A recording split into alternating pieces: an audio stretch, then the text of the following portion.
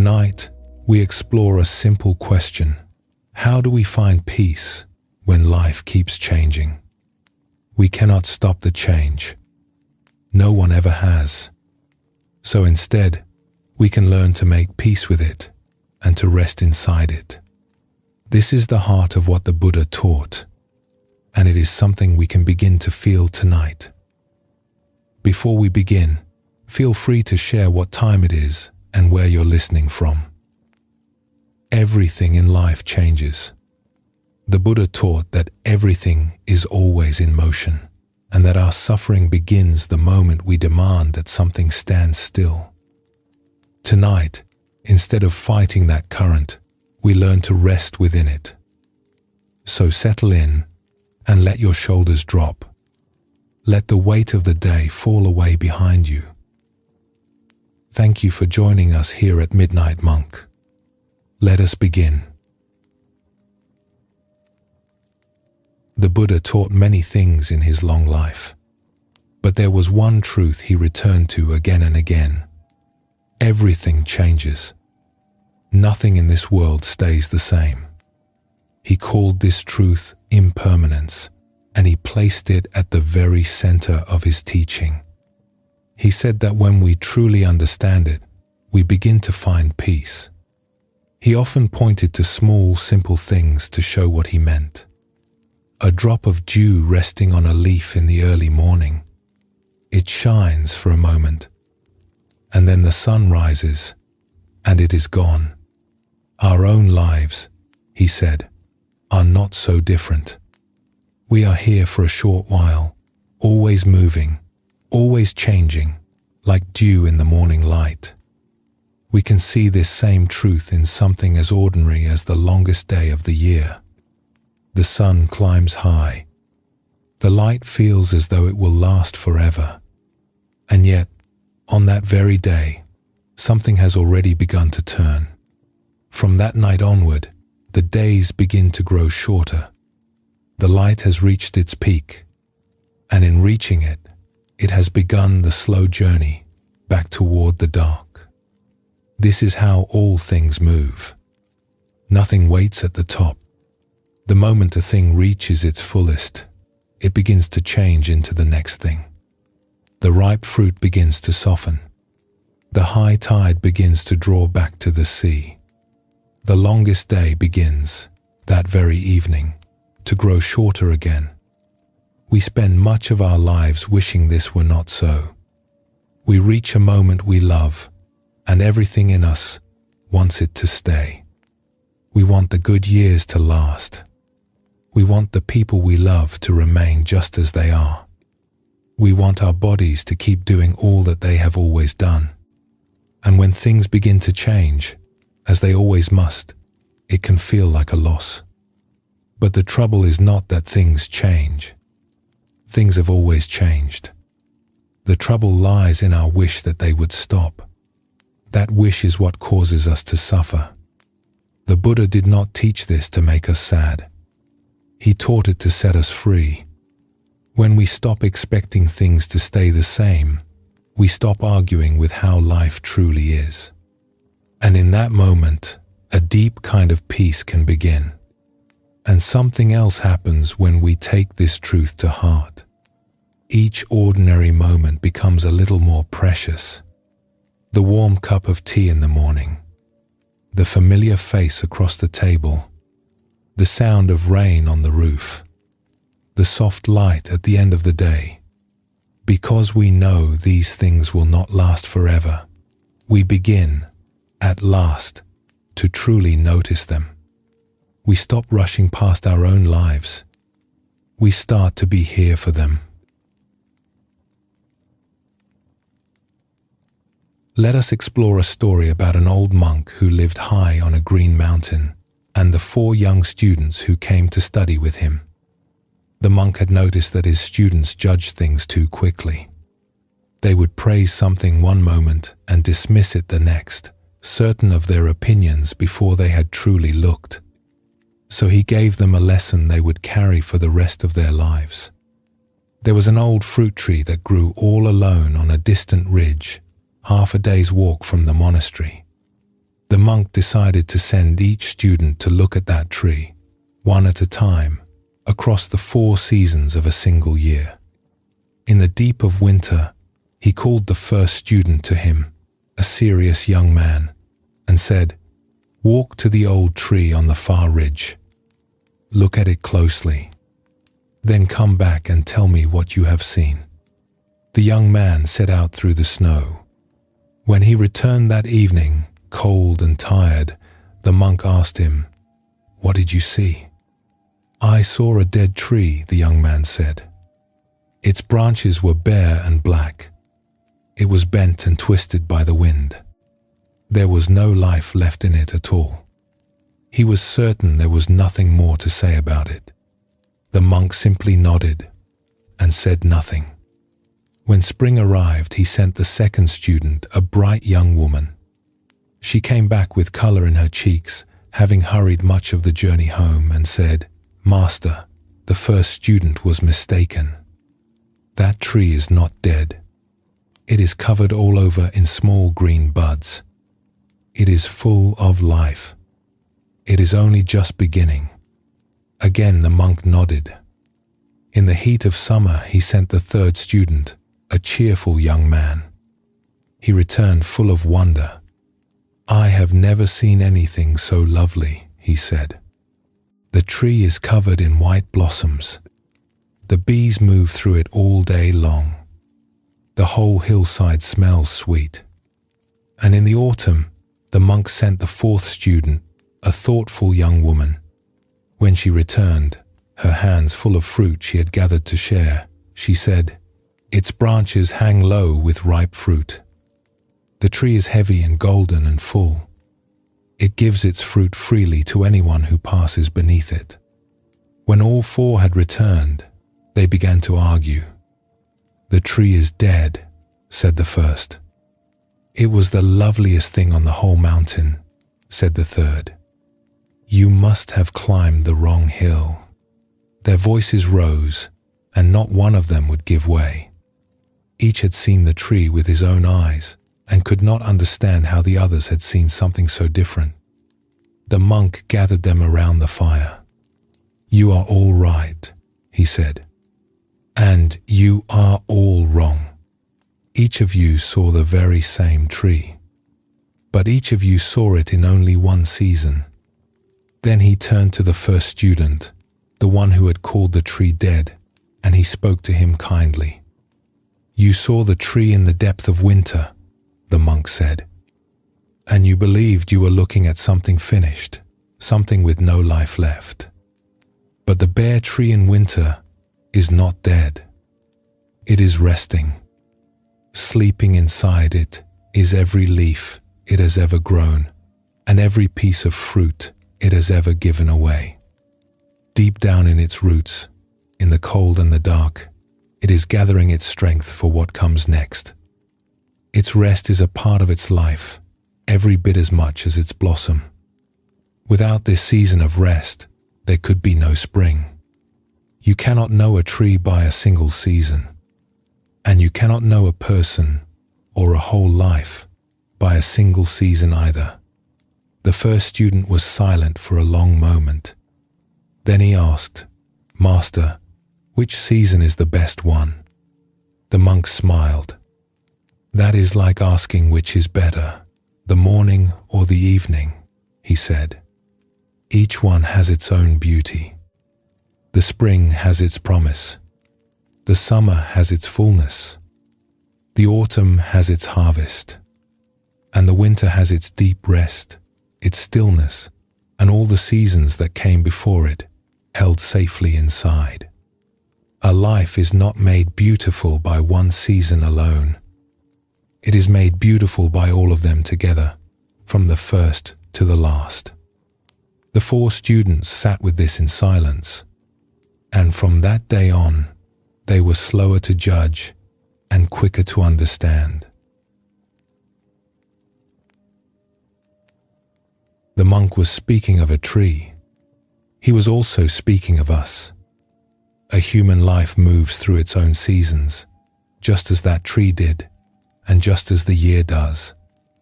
There is the spring of a life, when we are young, when the body is quick, and the years seem to stretch out without end. There is the summer, full and bright and busy, crowded with work and family and 1,000 cares. There is the autumn, when things begin to ripen and to fall, when the light grows softer and we begin to look back over the road we have walked. And there is the winter of a life, slower, calmer, a time when much has already been set down. Think of how much has already changed in your own life. The home that was once full of noise may be silent now. The body that once did everything you asked of it now asks you to slow down. Some of these changes were welcome, many were not, but each of them came in its own time, whether we asked for it or not. At each of these turnings, something in us resists. We fight against the change, and it wears us down. We hold our breath without knowing it. We tighten the shoulders and the jaw. Some part of us stays braced all day long, leaning against the door of the present, trying to keep the next moment from arriving. And yet the next moment arrives anyway. It always does. Our resistance changes nothing at all. It only tires us. When we begin to see this clearly, the body can soften on its own. We can stop pushing against the door. We can let the next moment come, as it was always going to come, and meet it, rather than fight it. We are taught to fear the later seasons of a life. We are taught to see them as a slow decline, a falling away from the good years that came before. But as the old monk understood, the seasons of a tree are not a decline. The bare tree in the cold is not a broken version of the tree in bloom.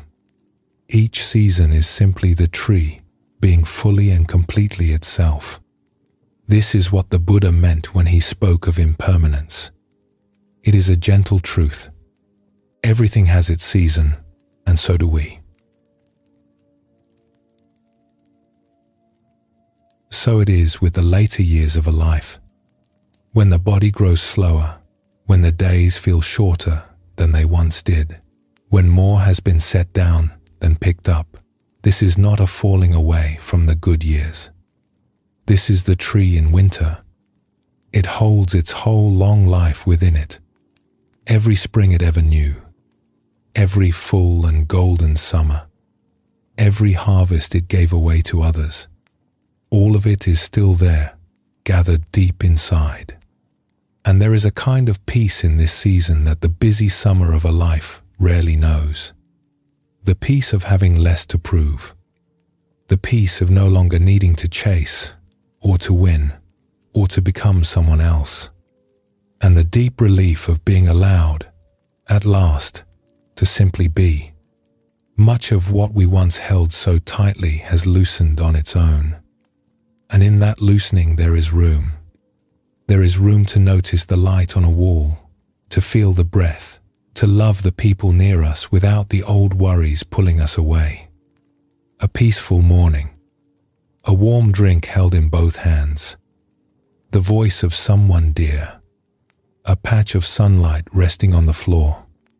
There is an old woman who sits outside her door each afternoon, watching the light slowly change. She is not waiting for anything. She is not trying to be anywhere else. She has lived through every kind of season, and now she simply sits at ease and lets the day turn as it will. There is a fullness in her peace that no busy afternoon could ever hold. The Buddha said it in the plainest of words. Everything that arises will one day pass away. And he taught that when we see this clearly, we begin to loosen our grip, and the heart grows calm. The Zen masters pointed to this same truth. There is an old Zen saying, sitting quietly, doing nothing, spring comes, and the grass grows by itself. The turning of things asks nothing of us. Spring arrives on its own. The grass grows on its own. and a life can be trusted to unfold in the same way. There is also a rare gift that the winter of a life can give. The young are busy chasing and becoming, and they have little time to be still. But a person who has lived through many seasons can offer something rare. A steadiness, a patience, a way of seeing the whole of things at once. Think of the bare tree in winter, standing firm through the cold. Its open branches become a resting place for the birds. In the same way, a person who has made peace with change becomes a kind of shelter for those around them, a calm place in a noisy world. The people around us are moving through their own seasons too. The ones we love are not the same as they once were, and they were never meant to be. A friendship has its springs and its bare winters. A long marriage moves through seasons that no one ever warns us about. Even the people who are hard to be near are somewhere in a difficult season of their own, carrying burdens we cannot see. The sharp word from a friend may be the sound of their own hard winter. When we remember this, we hold one another more tenderly, and we forgive a little more easily. And nothing we have truly loved is ever fully lost. Like the bare tree that still holds every leaf it ever grew, a life in its winter holds every season it has lived. The faces we have known, the long mornings, the work of our hands, the ones who have gone on before us, none of it has truly vanished. It has been gathered in, and it lives on, safe, within us. Let us pause here for a little while. Notice how you are feeling, and when you are ready, we will continue on together.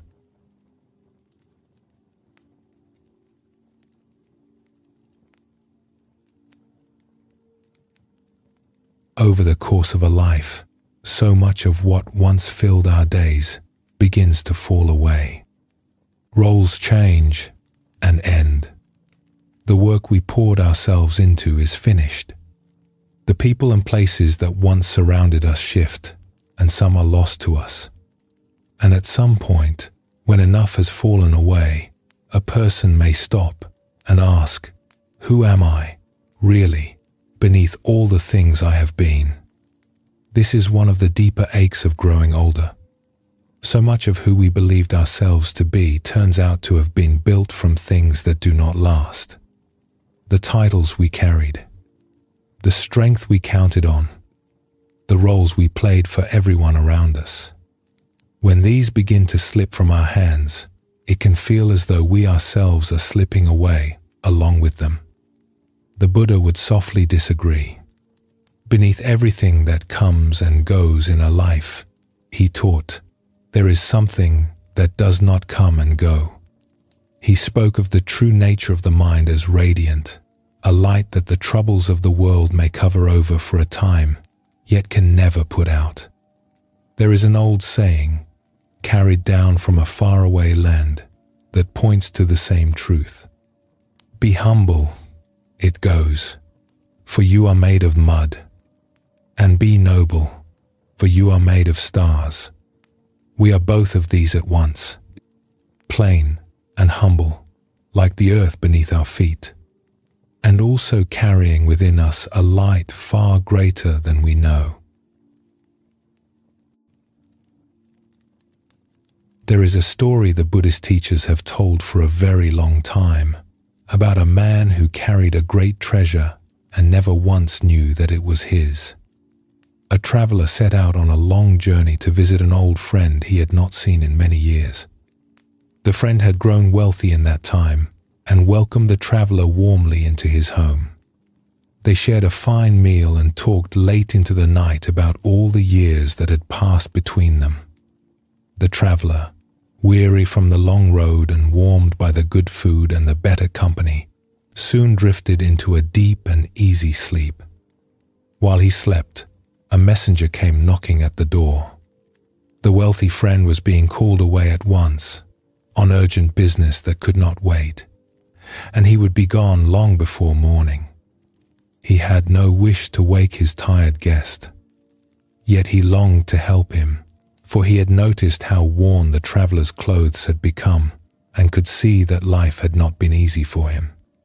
So, working with great care so as not to wake him, the friend took a single jewel of enormous worth more than most men earn in a lifetime, and sewed it deep into the lining of the sleeping man's robe. He will find it there one day, the friend thought, and from then on, he will never want for anything again. Then he slipped away into the night. In the morning, the traveler woke to find his friend already gone. Seeing no reason to stay, he gathered his few belongings and went on his way, with no idea at all of what he now carried with him. The years that followed were hard ones. He worked long and had little to show for it. He moved from one town to the next, often tired, often footsore, often carrying the heavy belief that life had simply dealt him a poor hand. And through all of those years, the jewel stayed hidden in the hem of his robe, resting close against him every single day. Not once did he know that it was there. A long time later, by pure chance, the two friends met again upon a road. The wealthy man stopped in his tracks, astonished, for there before him stood his old companion, thinner than ever, his clothes more ragged than the day they had parted. "My old friend," he said, "how can this be? Why have you lived in such hardship all this time?" The traveler shook his head slowly. "I have done the best I could," he said. "Life has simply been hard for me. That is how it has been." "But you have been a wealthy man this entire time," said the friend, his voice filling with sorrow. "On the night you slept beneath my roof, I sewed a precious jewel into the lining of your robe so that you would never know want again. Do you mean to say you never found it?" The traveler stared at him, hardly able to understand. Then, with trembling hands, he searched along the worn hem of his robe. And there, exactly where it had rested all along, he felt it. A small, hard shape beneath the cloth. The jewel. It had traveled with him through every difficult mile and every long and lonely year. He had been carrying a fortune the whole time, and had lived the life of a poor man for one reason only. He had not known what he held. Each of us is very much like that traveler. We carry something precious within, and most of us pass through our whole lives without ever knowing it is there. We feel that something is missing. In some hidden place inside, we feel poor, as though we are not quite enough as we are, as though the good thing is always elsewhere, always in someone else's hands. And all the while, the treasure rests nearer to us than our own breath. This treasure is our true nature. The Buddha called it the radiant mind, the part of us that is clear and awake and well, underneath all the passing thoughts and feelings. The Zen masters had their own way of pointing to it.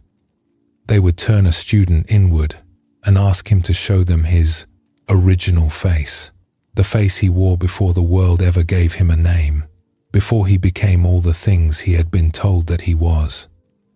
It does not arrive and leave like a passing mood. It is not something we build or earn or lose. It is simply what we are, beneath everything else. The worries and fears of a life may drift across it, sometimes heavy and dark, sometimes light and few, but they never reach the light itself, and the light is never truly lost. It is shining in you even now, in this very moment, as you rest and listen, and it has never once left. Here is where this becomes a great comfort, especially in the later seasons of a life. While everything on the outside is changing, this deeper nature does not change at all. The passing years cannot reach it. So when a person grows old and fears that they are losing themselves, the truth is far kinder. They are not losing themselves. They are only setting down the outer layers, the borrowed things that were never truly who they were. What remains is the realest part of them, and it has been there from the very beginning. Consider all the things that life, in time, asks us to set down. The roles that once defined us, the work that filled our years, the people and places we have had to leave behind.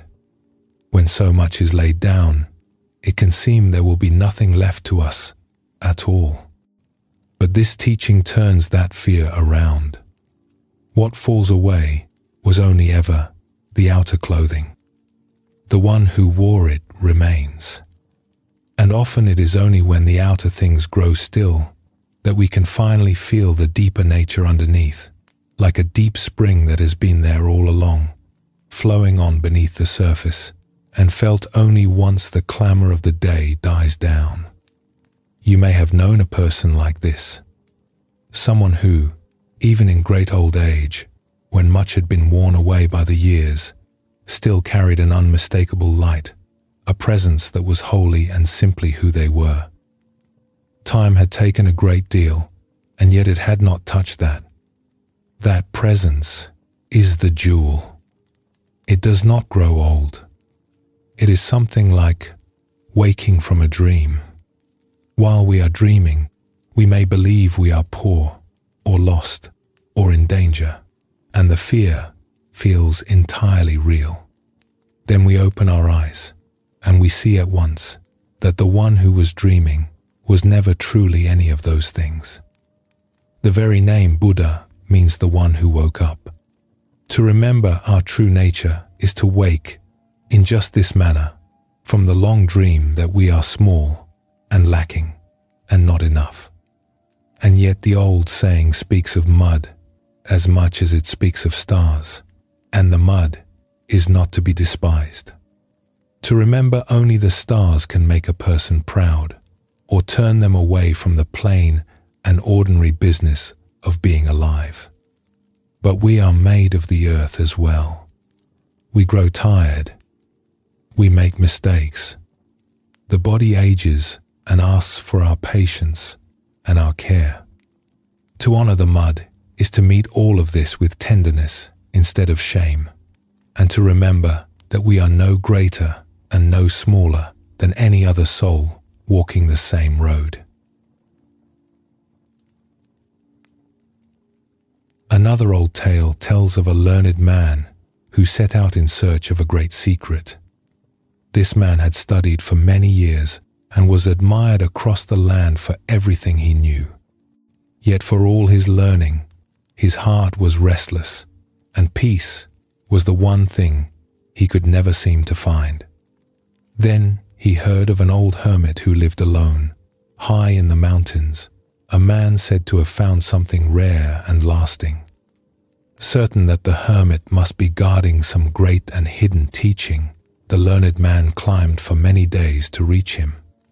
When he finally arrived, he found the old hermit tending a small garden outside his hut.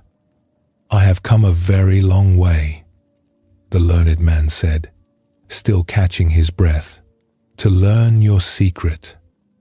Tell me, what is the great truth you have found up here?" The hermit looked up at him and smiled. "In the morning," he said, "I tend my garden. I bake a little bread, and I eat it without hurry. When evening comes, I sit and watch the light fade behind the hills. Then I sleep, and in the morning, I begin again. That is all." The learned man waited for more, but no more came. "But that is nothing," he said at last, unable to hide his disappointment. "I traveled so far. I can do all of those same things at home. Where is the wisdom in any of it?" "When you tend your garden," the hermit asked, Are you truly there with the garden? Or is your mind always somewhere else, reaching for the next thing, for something greater? The learned man opened his mouth to answer and found that he could not. For wherever his hands had been, his mind had always been far away. I once searched as you are searching now, the hermit said. I looked in every book and in every distant place for something greater than my own small life. Then one day, I grew tired of the searching and I simply stopped. I gave my whole heart to the thing in front of me, the seed, the bread, the fading light. And I found that a life met this fully is already full. There was never anything greater to find. The Zen masters caught this same truth in an old saying about the life of awakening. Before enlightenment, they said, chop wood and carry water. After enlightenment, chop wood and carry water. The light does not lift us up out of our ordinary days. It shines through them. It is found in the cooking of a meal, the sweeping of a floor, the warming of cold hands by a fire, the holding of someone we love. We do not have to become something grand and rare. We need only to be, fully and humbly, what we already are. Why then do we so easily forget a treasure that rests this close to us? Perhaps it is because we spend our days looking outward, searching the wide world for the very thing we have been holding all along. We hunt for it in success, in the approval of others, in always gaining a little more. We tell ourselves that if we could only reach one more goal, or smooth away one more flaw in ourselves, then surely we would feel whole at last. The traveler in the story walked past 1,000 crowded markets, and not once did it occur to him to look inside his own coat. This treasure can never be found by chasing after it. It is found instead by growing still and letting the long search come to rest. When the restlessness settles, the light that was always within begins to show through on its own. There is nothing to create and nothing to deserve. There is only the laying down of the old belief that we are lacking, so that we may remember what has been here the whole time. So, on an unhurried evening such as this one, there is nothing to reach for and nothing to fix. A person can simply set down the tiring thought that they are not enough and rest in the sense that something whole, something unbroken, something the years can never wear away, is already here. Not far off, not in some other life. Here, beneath it all. That is the jewel, showing itself at last. Let us rest here together now, with nothing at all to reach for. When you feel ready, we will continue on.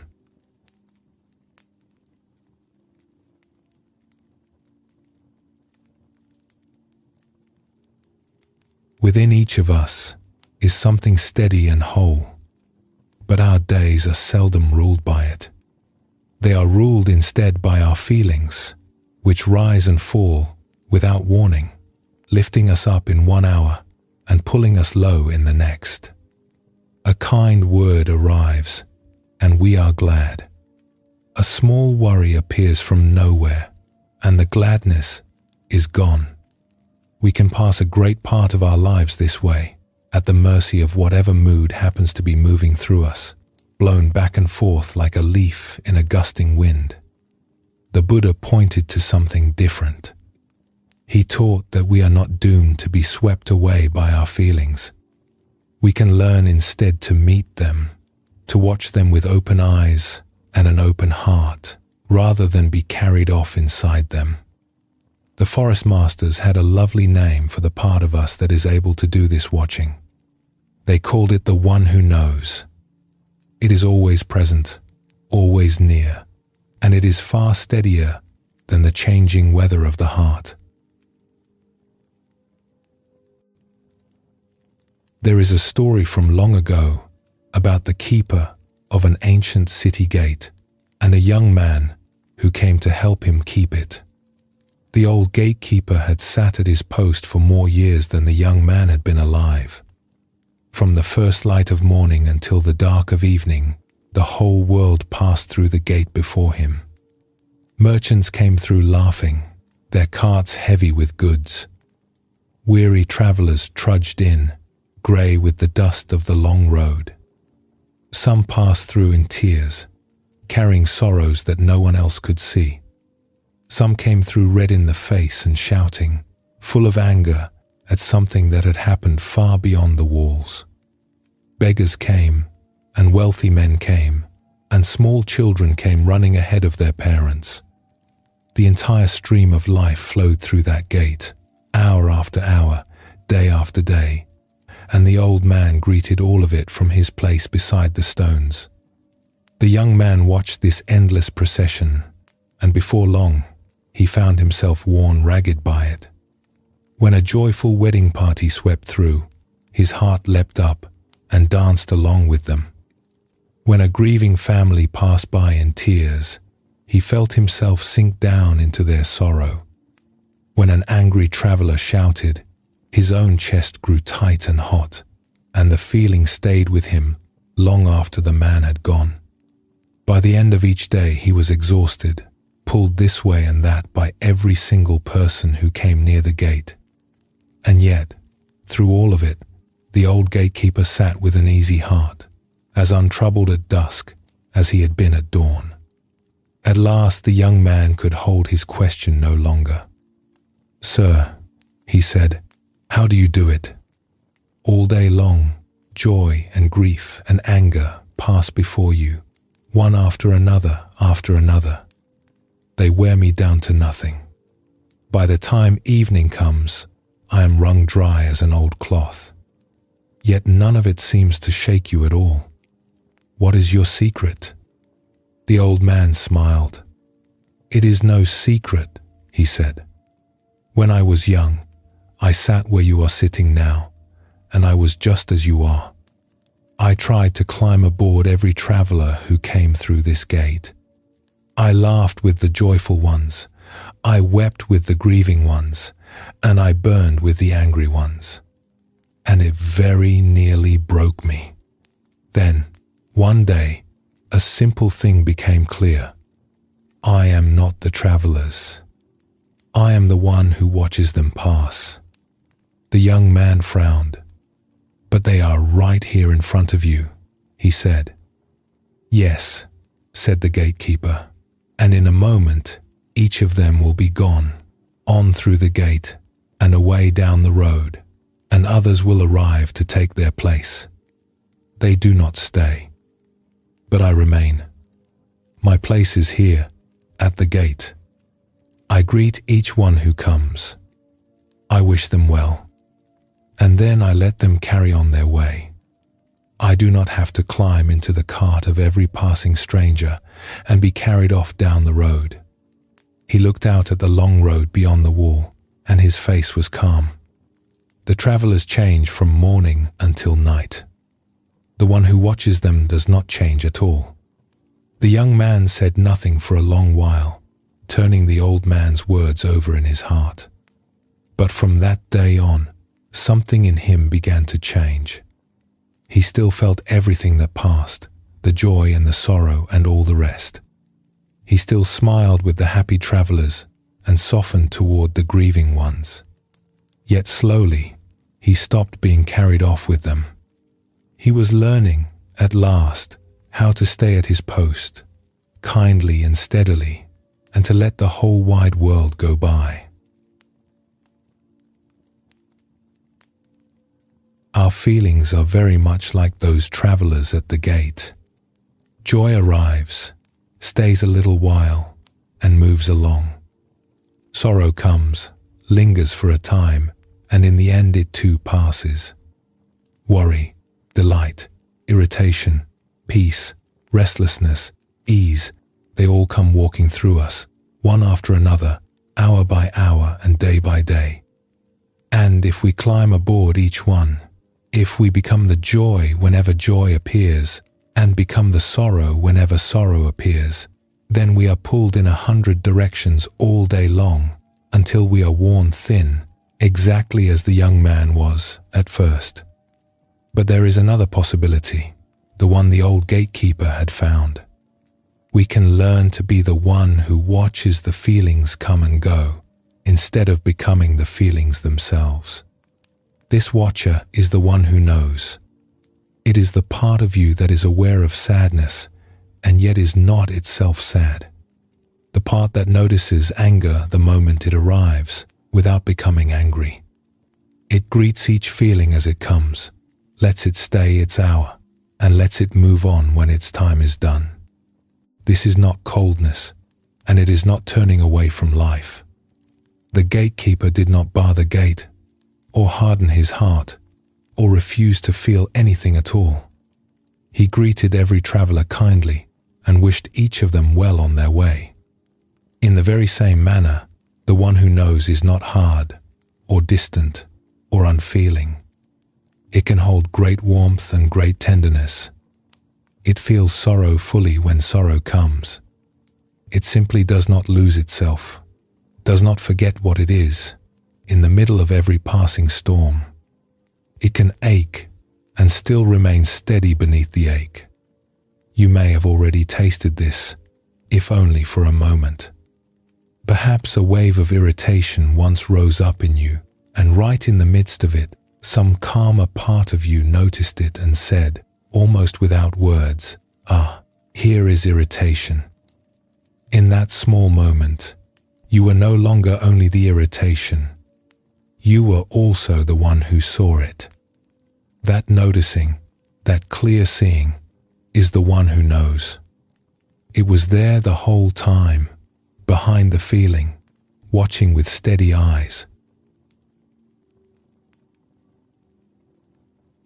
The Buddha spoke often of the winds that blow through every human life. There is praise and there is blame. There is gain and there is loss. There are the times when things go well and the world smiles upon us, and the times when things go badly and the world seems to turn its back.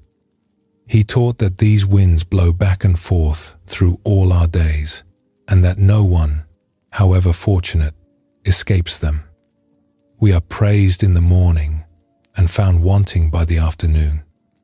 We gain something we longed for, and in time, we lose something we loved. A friend praises our work, and we feel 10 feet tall. A careless remark from someone else, and we are cast down for the rest of the day. So much of our peace, without our ever quite choosing it, ends up resting in the hands of whatever happens to come next. To be tossed about by each of these winds, lifted high by the good ones and flattened by the bad, is to know no rest at all. But the one who knows is not blown about by them. It feels each wind, fully and clearly, and still it is not swept off its feet. It remains, steady at the gate, while the winds come and go. There is a further kindness in this teaching. The Buddha noticed that when something painful befalls us, there is the pain itself, which often we cannot avoid, and then there is a second pain that we add on top of it ourselves, through all our resisting, our worrying, our wishing that things were other than they are. The first is simply part of being alive. The second is the suffering we lay upon our own shoulders. The one who knows feels the first pain honestly and fully, and then, little by little, learns to set down the second. It does not fight against what has already come. And in that not fighting, a great weight falls away. So there is no need to chase after the pleasant feelings and beg them to stay, and no need to wage war on the difficult ones and drive them from the door. Both of these are exhausting, and neither one ever truly works. We can let the whole procession come and go, just as the gatekeeper let the travelers come and go. The bright moods are welcome. The hard ones are welcome too. Not one of them is asked to stay forever, and not one of them is the whole of who we are. There is a deep freedom waiting in this. The feelings never stop coming to the gate, at any time of life. There is the ache of a body that asks for care.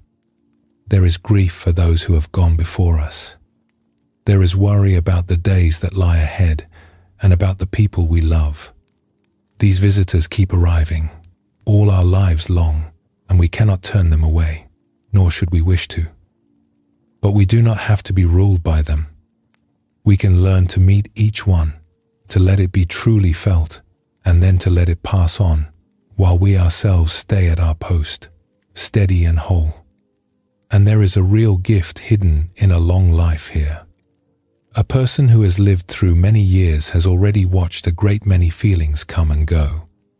They have seen joys arrive and fade, and sorrows arrive and slowly soften, and fears that once seemed enormous shrink down to almost nothing with the passing of time. All of this long watching can ripen into a kind of wisdom. Having seen so much weather pass through already, an older heart can come to trust that this present storm, too, will move along in its own good time. And so it can rest a little more easily, as the one who simply watches it go. The Zen masters often compared the one who knows to a mirror. A mirror reflects whatever stands before it, a smiling face or a weeping one, a bright day or a grey one, and yet it holds on to none of it.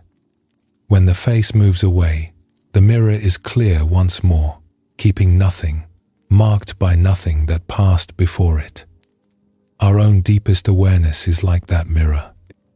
It reflects each joy and each sorrow that comes before it, and still it remains clear and unstained and ready for whatever comes next. We do not have to strain to reach this part of ourselves or struggle against our feelings to find it. We need only remember, every now and then, in the middle of a strong feeling, that we are the one who is aware of it. When sorrow comes, we can notice there is sorrow here and feel ourselves as the still and open space in which it is appearing. When worry comes, we can sense the one who knows the worry, the one that simply watches it arrive. In that small act of remembering, we step back out of the middle of the storm and onto steady ground. This can be a comfort in the wakeful hours of the night as well, when the mind grows busy and old worries begin to circle round and round. We do not have to chase each thought, or solve it, or argue with it there in the dark. We can let the thoughts be travelers passing through, and rest instead as the one who watches them drift by. Often, when we stop wrestling with the restless mind and simply watch it with kind and patient eyes, it begins to settle on its own, like a stirred-up pool that grows clear again once it is left undisturbed. And the more we make our home in the one who knows, the more peace settles over our days. The weather of the heart still comes and goes. Bright mornings and dark afternoons still pass overhead, as they always will. But we are no longer only the weather. We are also the wide and open sky through which all of it moves, the sky that no storm has ever harmed, and that remains, beneath everything that passes, deeply at peace. Let us pause for a moment now.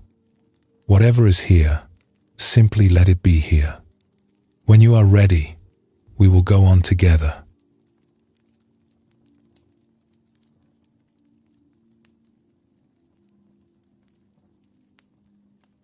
It is one thing to know that we can rest as the awareness behind our feelings. It is another to actually find our way back there, when the mind runs off so easily into its worries and its plans and its endless stories.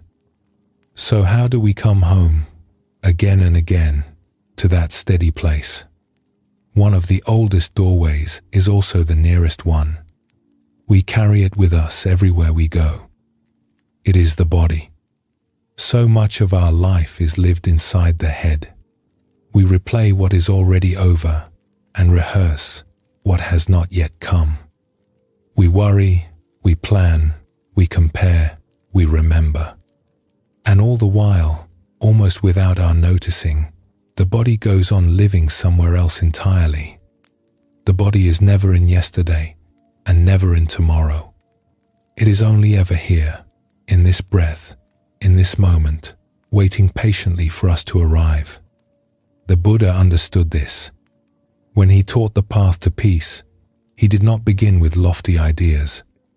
He began with the body. He guided his students to feel the body as they sat, to feel the breath as it moved in and out, to settle into the plain fact of being here. The body, he saw, is a doorway that leads us out of the restless mind and back into the present, into the awareness that simply knows.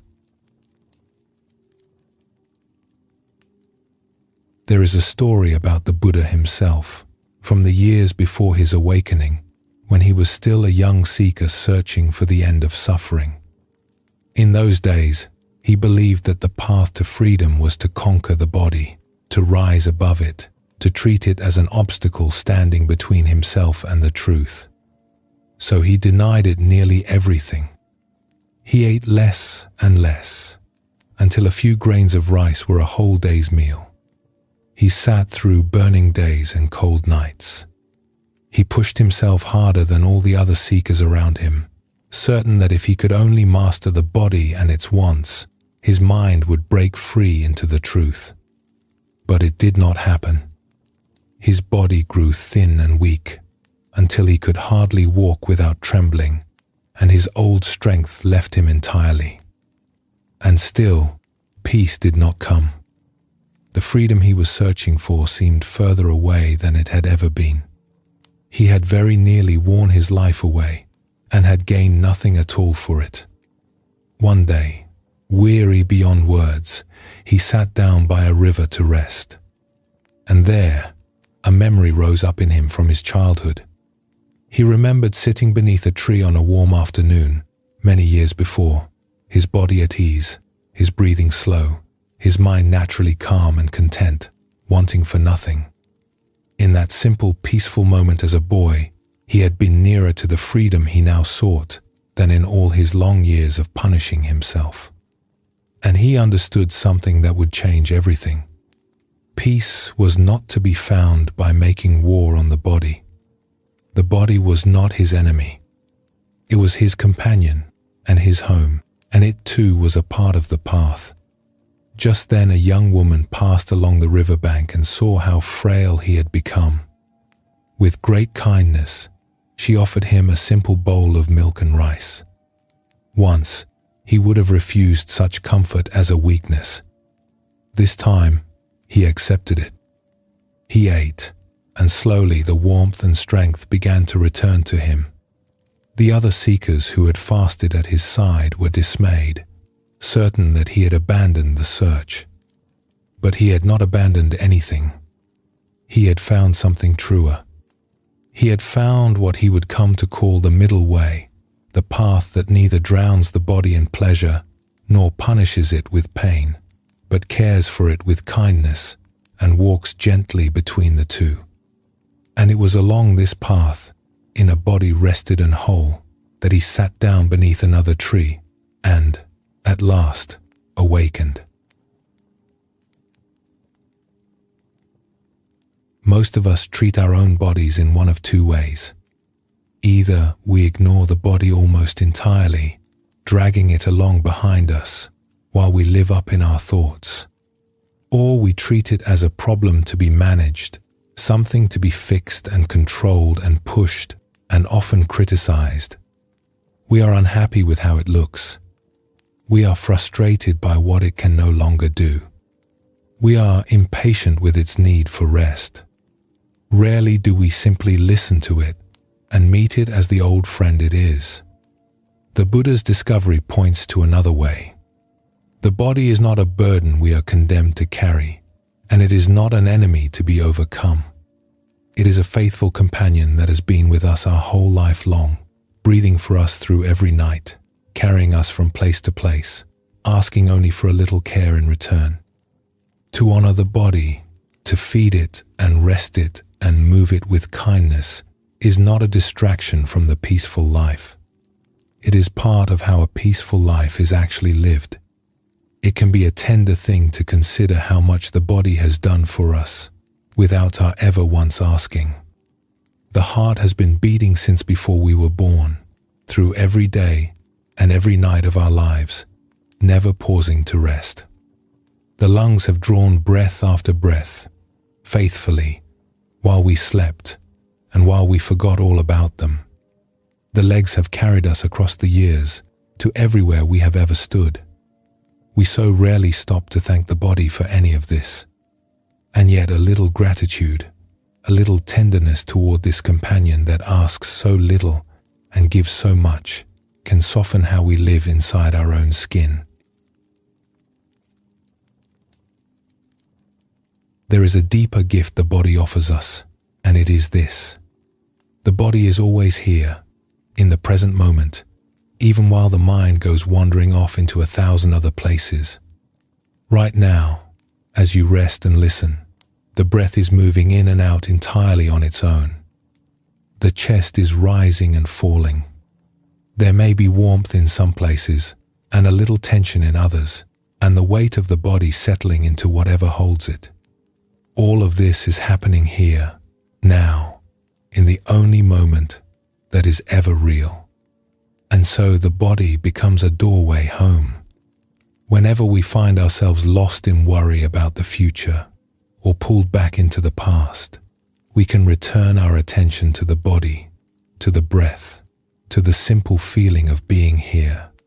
And in that very moment, we step out of the storytelling mind and back into awareness itself. This is one reason the Buddha taught his students to rest their attention on the breath. The breath is always with us. It is always happening now. It is a steady thread that can lead us back, over and over, to the one who knows. There is something deeply moving about the breath when you stop to consider it. It was your very first act when you arrived in this world, that first breath drawn in. And it has been with you through every single moment since, through all your joys and all your sorrows, faithfully coming and going, asking nothing of you in return. It is with you now. You never had to remember it or arrange it. It simply keeps you, breath after breath, as it always has. To turn toward the breath, then, is to turn toward something that has never once left your side. Long ago, there lived a young woman whose mind would give her no rest. She was clever and hard-working, but her thoughts ran on without ceasing, from the moment she woke until late into the night, forever worrying over what was behind her and fretting over what might lie ahead. She had heard of an old woman who lived at the edge of the village, who was said to carry a deep stillness within her no matter what came to pass. So the young woman went to her and asked, "How do I calm this restless mind of mine? It gives me no peace at all." The old woman did not answer with words. Instead, she took a wide bowl and filled it to the very brim with water, so full that the surface trembled and the slightest movement threatened to spill it over the edge. She placed it with great care into the young woman's 2 hands. "Carry this across the garden," she said, "to the old tree by the far wall, and set it down there without spilling a single drop. Then come back and tell me what you noticed." The young woman took the bowl and began to walk, slowly, so very slowly. All of her attention went down into her hands, into the trembling surface of the water, into the careful placing of one foot and then the next. She felt the weight of the bowl, the coolness of the water, the soft press of the earth beneath her. She breathed evenly, half afraid that even a single deep breath might tip the balance. Step by patient step, she crossed the whole length of the garden and set the bowl down beside the old tree without losing a drop. When she returned, the old woman asked her, "While you were carrying the bowl, what became of your restless thoughts? Where had all your worries gone?" The young woman went very still, surprised by the question. "They were gone," she said slowly. "I was not thinking of yesterday, nor of tomorrow. There was only the water, and my 2 hands, and the next small step." The old woman smiled. "That is the whole of the secret," she said. "You did not have to chase your thoughts away, or wrestle them into silence. You had only to bring your whole self here, into your body, into this single moment. The restless mind grows still on its own the moment we come home to where we already are." It is a simple lesson and a very old one. It is much the same truth the Buddha pointed to when he placed the body first upon the path to peace, as the nearest doorway into the present moment. The body is also a teacher of impermanence, if only we will listen to it. An itch arises and fades. A warmth spreads and then cools. A small ache shifts and is gone. Every breath and every sensation appears, lingers a while, and passes, and there is nothing we need do about most of it. As we sit and watch these little waves come and go, we begin to feel in our very flesh what the Buddha taught with words, that everything which comes will also go, and that there is a peace available to us which does not depend on holding any of it in place. And the body holds more than we tend to realize. Our feelings live inside it. Fear tightens the belly. Sorrow settles heavy in the chest. Anger burns in the jaw and the hands. Very often the body knows what we are feeling before the mind has found any words for it. To pause and feel what is happening in the body is one of the kindest and wisest things we can do, because the body will tell us the truth of how we really are, if only we are willing to listen. And when a difficult feeling does arrive, the body offers us a simple and honest place to meet it. Rather than arguing with the feeling in our thoughts, or trying to think our way out of it, we can simply notice where it has settled in the body. We can feel the tightness, or the heaviness, or the ache, and instead of pushing it away, we can soften around it, and breathe, and allow it to be there. Feelings met in this manner, with a little space and a little kindness, tend to move through us far more easily than the feelings we struggle against. The body knows how to let things pass when we stop standing in its way.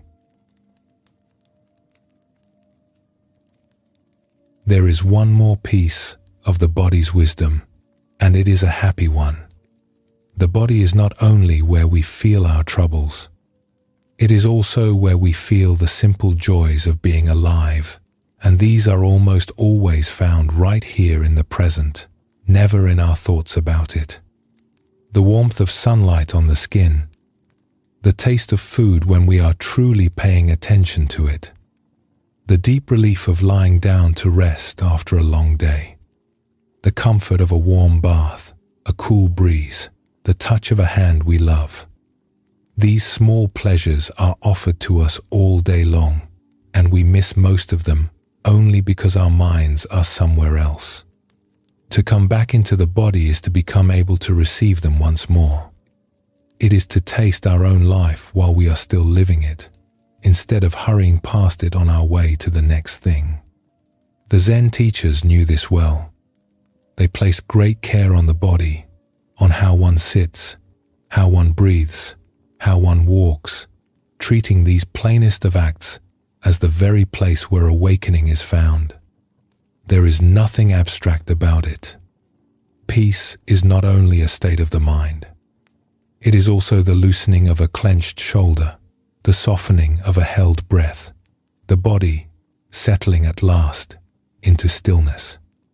So there is nothing you need to do with any of this, except perhaps to notice, every now and then through your day, that you have a body at all. To feel your own breath for a moment or two. To let your shoulders come down. To return from the noise of your thinking into the simple fact of being here, alive, breathing, at home in yourself. The body has been waiting for you all along, patient and faithful, ready to bring you home the moment you are ready to come back. Let us simply be here now, with nothing to do and nowhere to go. When you are ready, we will go on together.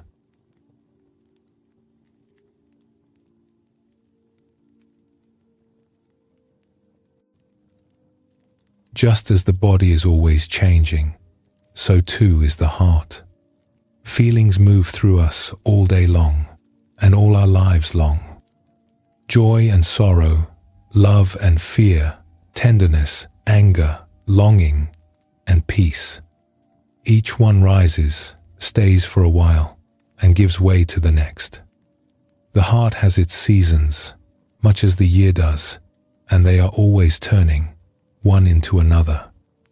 Most of us carry a secret wish that the heart would hold only its bright seasons.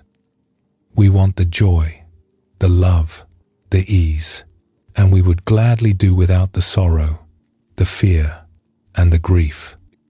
So we spend a great deal of effort trying to cling to the good feelings and push the difficult ones away.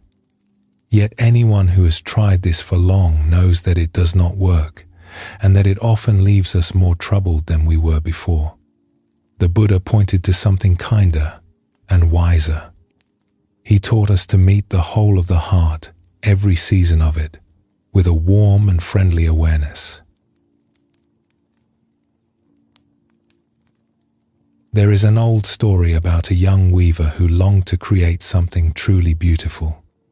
She had learned her craft in the great workshop of an old master, a place where tapestries were woven so fine that they hung in the halls of temples and palaces, admired by all who passed before them.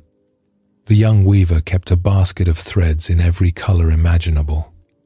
There were bright threads, gold and crimson and deep sky blue, threads that seemed to hold light caught within them. And there were dark threads as well, browns and greys and blacks, threads she found dull and ugly, and rather wished she did not have to keep at all.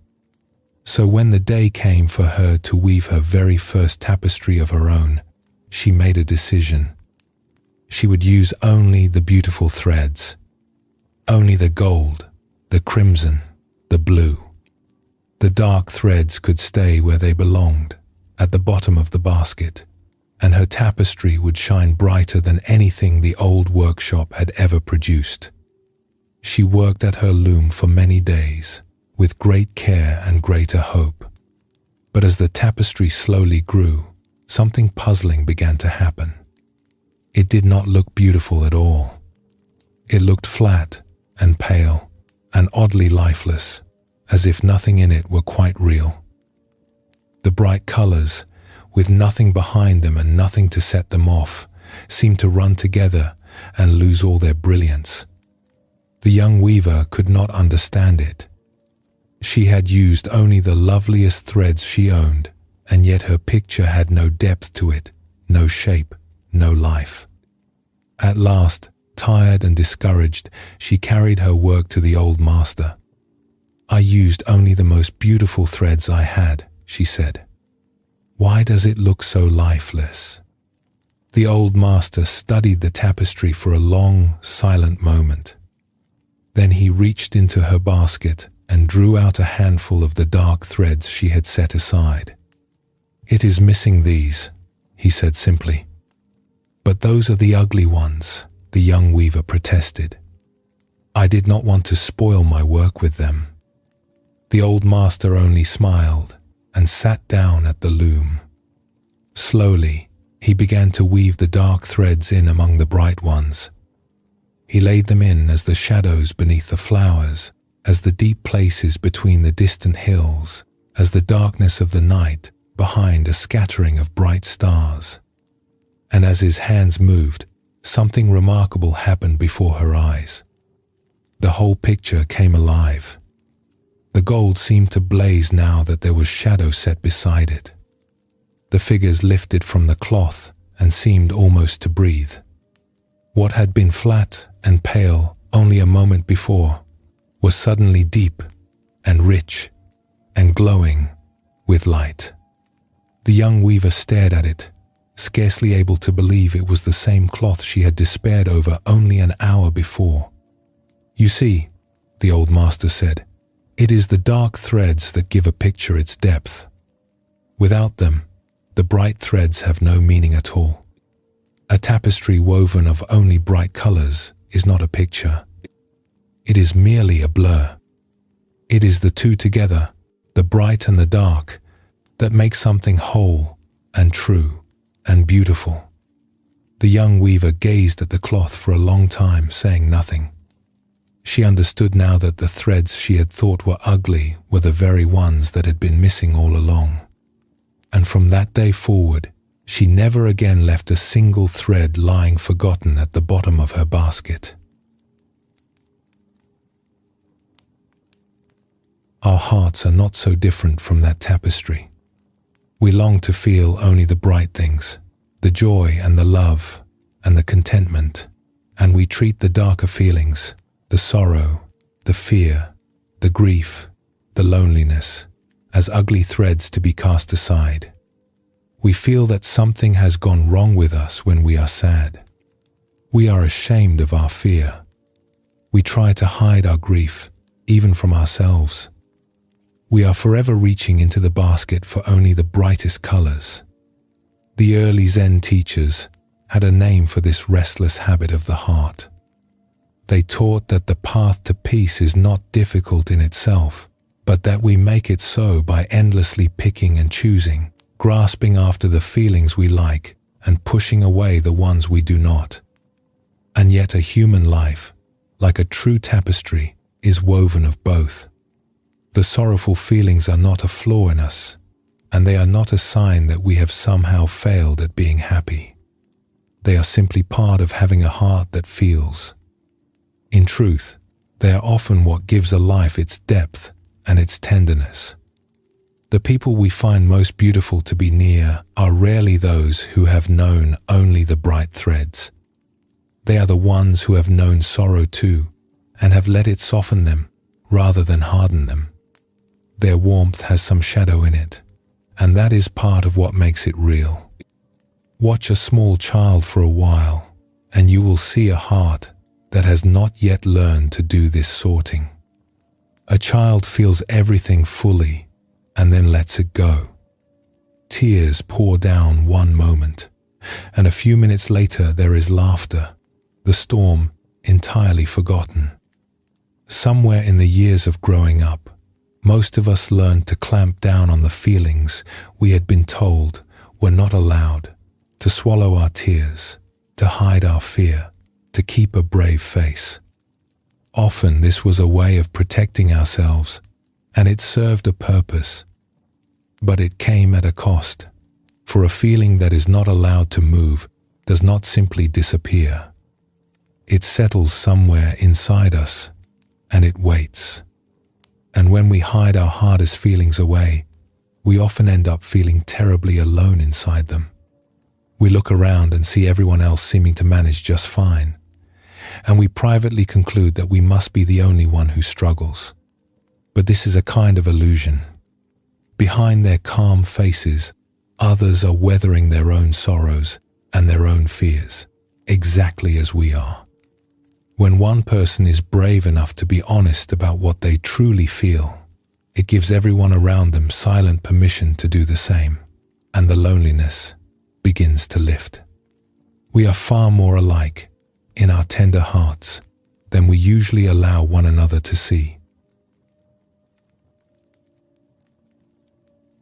All of this changes how we might hold our own difficult feelings. When sorrow comes, we do not have to declare war on it, or scramble to fix it, or scold ourselves for feeling it at all. We can let it be here, as a natural season of the heart, and meet it instead with kindness. The Buddha taught a practice of loving kindness, of turning a warm and friendly heart toward all living beings. And he made a point that many people overlook. That circle of kindness must include ourselves. We are so often far harder on ourselves than we would ever be on another person. We meet our own sadness with impatience, our own fear with criticism, our own mistakes with a harshness we would never show to anyone we cared for. Think of how you would be with a dear friend who came to you in tears after a painful day, or over some mistake they regretted. You would not scold them or tell them to hurry up and feel better. You would sit with them, offer them warmth and a kind word, and let them know they were not alone. Yet we rarely show our own selves even a fraction of that same care. To meet ourselves as we would meet that friend, especially in our hardest hours, is among the most healing things a person can do. A story is told of a man who could not make peace with his own shadow. Everywhere he went, it followed him. When he walked, it walked beside him. When he ran, it ran. He grew so troubled by it, and so weary of its constant company, that one day he resolved to escape it once and for all. So he began to run. He ran across the open fields and down the long roads, as fast as his legs would carry him, but however fast he went, the shadow stayed with him, matching him stride for stride. Telling himself he had simply not run fast enough, he ran faster still, until his legs ached and his breath grew short, and at last he could go no further and sank down to rest beneath a broad and spreading tree. An old woman was sitting in the shade of that tree, and she had watched the whole strange chase. "Friend," she asked him, "why do you run yourself so ragged?" "It is my shadow," he said, still gasping for breath. "I cannot escape it, however hard I try." "But look," she said, "here, in the shade of this tree, where has your shadow gone now?" The man looked down and was astonished. Sitting still in the cool shade, there was no shadow to be seen at all. It had not been driven off by his running. It had simply dissolved the moment he stopped and rested and let himself be where he was. "You needed only to stop," the old woman said. "Your shadow could never be outrun. It could only be outlasted by coming at last to rest. So it is with the feelings we most wish to escape. The harder we run from our sadness or our fear, the more faithfully it keeps pace with us, and the more worn out we become in the running. But feelings, like shadows, lose their grip the moment we stop fleeing and let ourselves be still with them. We do not have to outrun them. We have only to come to rest. All of this rests on something we have been returning to since the beginning. These feelings, however strong they may be, are not the whole of who we are. They are seasons moving through us, and we are the awareness in which they come and go. When we know this, deep down, we can afford to open our hearts to every feeling, even the painful ones, because we understand that no single feeling, however dark, is the final truth of us. It will pass, as all seasons pass, and we will still be here. Consider a feeling such as loneliness, which can grow especially loud in the still hours of the evening. The usual response is to flee from it, to fill the silence, to distract ourselves, or to scold ourselves for feeling it at all. But loneliness, met instead with a little tenderness, often has something to tell us. It reminds us how much we long for connection, how deeply we are made for love. We can rest a hand over the heart and acknowledge the ache and treat ourselves in that moment with the same care we would offer a lonely friend. The feeling may not vanish all at once, but it eases because it is no longer being fought. It has simply, at last, been met. There is a further gift hidden in all of this, one that reaches beyond ourselves. It is almost always the people who have known their own sorrow who can truly sit with us in ours. Someone who has never let themselves feel pain has little to offer a sufferer beyond the wish that they would soon feel better. But one who has walked through their own dark seasons can sit beside another in the dark without flinching and without rushing them to leave it. Our own griefs, once they have softened us, become the very thing that lets us comfort one another. This is where so much of real compassion is born. There may be no season of the heart more tender than grief. When we lose someone or something we have loved, the grief we feel is not a problem to be solved, nor something to be hurried along. It is love, simply continuing on, with nowhere left to go. To grieve is to have loved, and the two can never truly be separated. So grief, too, can be met with kindness rather than resistance. We can let it come in its waves, and let it soften slowly in its own time, and trust that the heart, given patience and tenderness, knows how to carry what it has been given to carry. And even in the depths of it, something in us stays steady underneath, the same awareness that has watched every season of the heart arrive and pass. We can grieve with our whole heart and still be held by that steadiness. So perhaps the kindest thing any of us can do is to stop sorting our feelings into the good and the bad, the welcome and the unwelcome. We can let the heart have its full range, its bright threads and its dark ones alike, and meet all of it, as best we can, with a warm and friendly awareness. A heart held in this way is not a smaller heart. It is a larger one, deep enough to hold the whole of a life, and tender enough to call all of it, even the sorrow, a part of being fully and beautifully alive. Let us take a few moments of stillness now. You need not feel anything in particular, nor change a single thing. When you are ready, we will go on.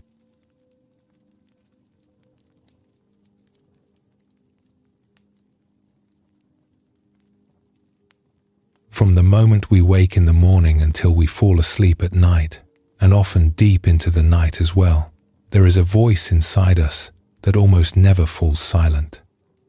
It comments on everything. It judges, it worries, it plans, it remembers, it explains.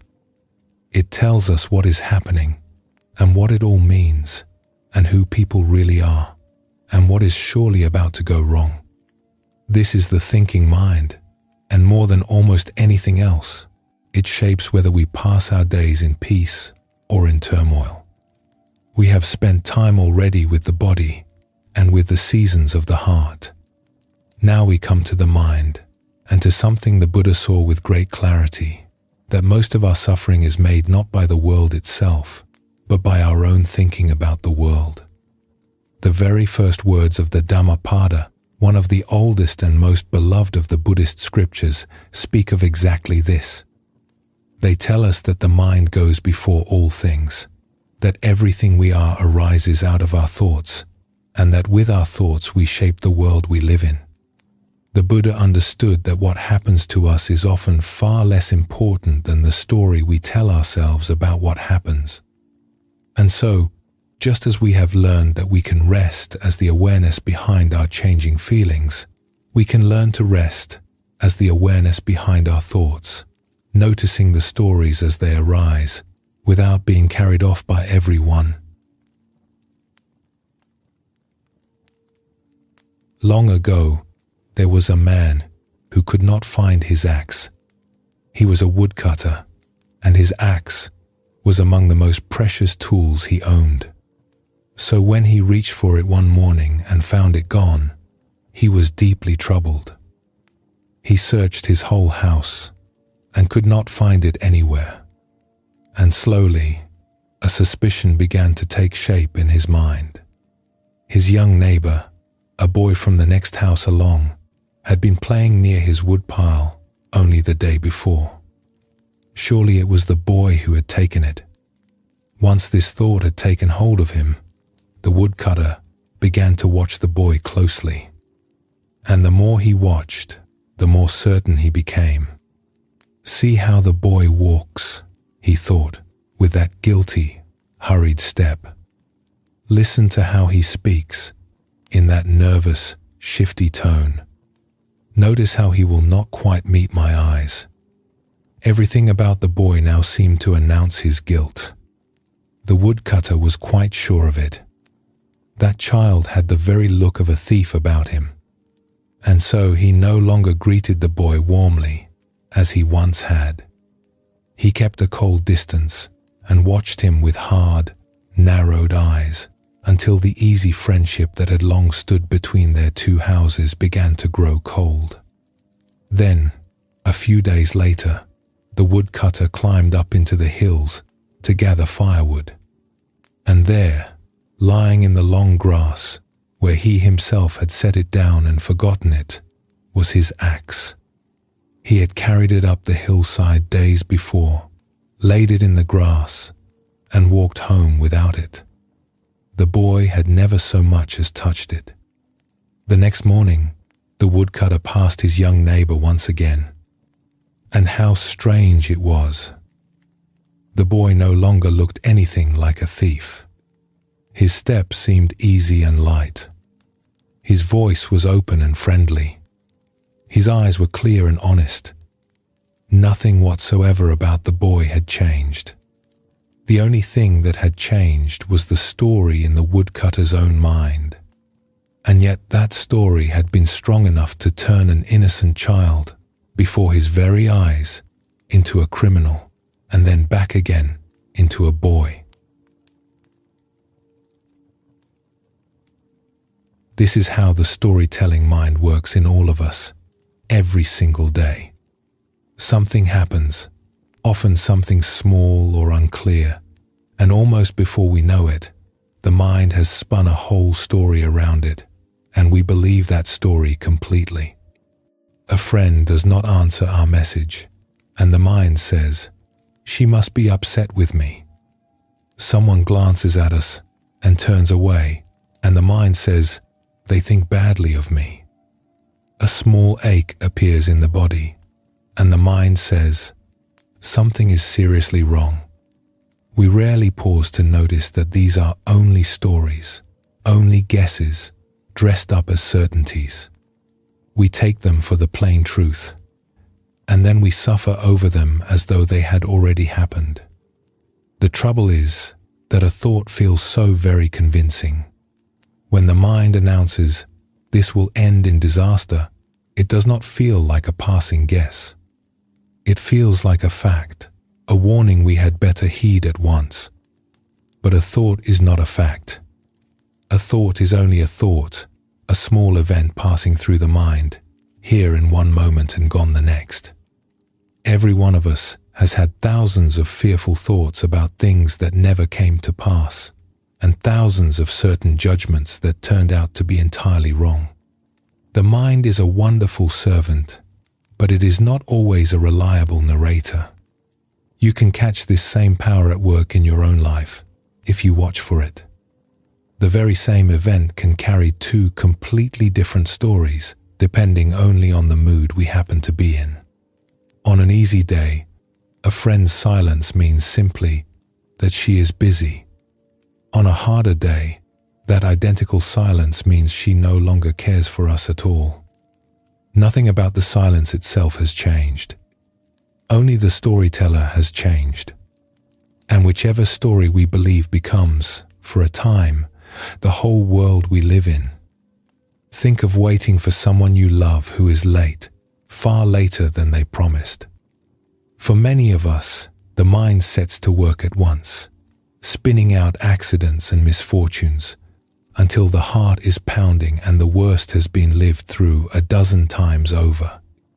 Then the door opens, and there they are, perfectly safe, held up by nothing more than a slow road home. All of that suffering was real, but the disaster that caused it never existed anywhere except inside the story.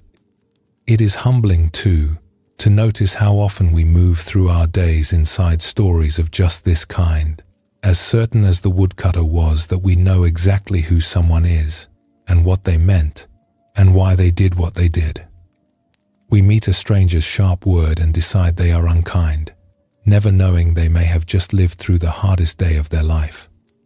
We build whole portraits of people out of a few small moments and a good deal of guessing, and then treat them as though our portrait was simply the truth. A little humility about our own stories can soften how we meet one another and leave a little room for all that we cannot know.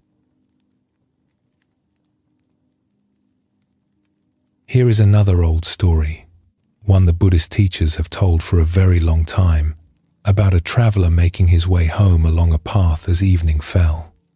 The light was growing dim, and as he came around a bend in the road, he saw, lying across the path just ahead of him, a snake.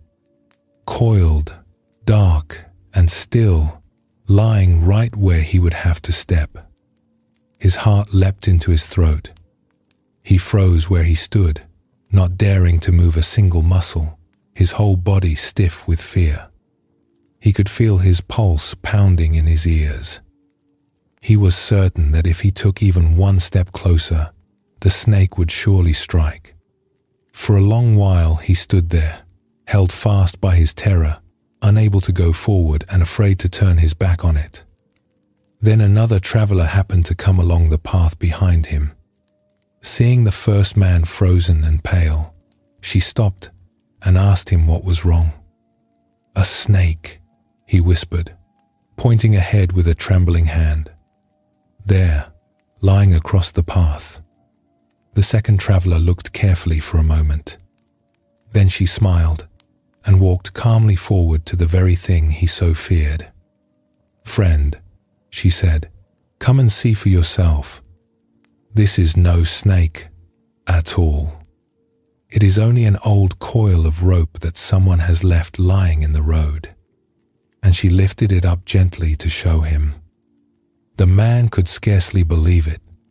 All that terror, which had gripped his whole body and frozen him to the spot and set his heart racing, had been brought on entirely by a coil of old rope and by the story his frightened mind had told him in the failing light. So much of our fear is just like this. The mind meets something uncertain, something it cannot quite see clearly, and in the dim light of not knowing, it paints in the very worst that it can imagine. It turns a rope into a snake. It turns a late reply into a lost friendship, an odd symptom into a catastrophe, an unknown future into a long parade of disasters lying in wait. And then we stand there frozen, hearts pounding, suffering the full weight of a danger that lives only inside the story. The mind seems to find it almost impossible to leave anything simply as it is. It must name each thing, and sort it, and decide what it means. A small delay becomes a disaster in the making. A moment of silence becomes an awkwardness we must rush to fill. A neutral expression on a face becomes proof of someone's disapproval. Most of this naming happens so fast and so silently that we never notice it is happening at all. We do not feel it as a story we are telling ourselves.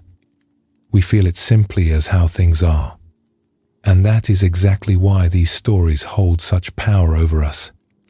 Every day, without knowing it, we mistake them for reality itself. The mind is especially fond of telling its stories about two places where none of us can ever actually live.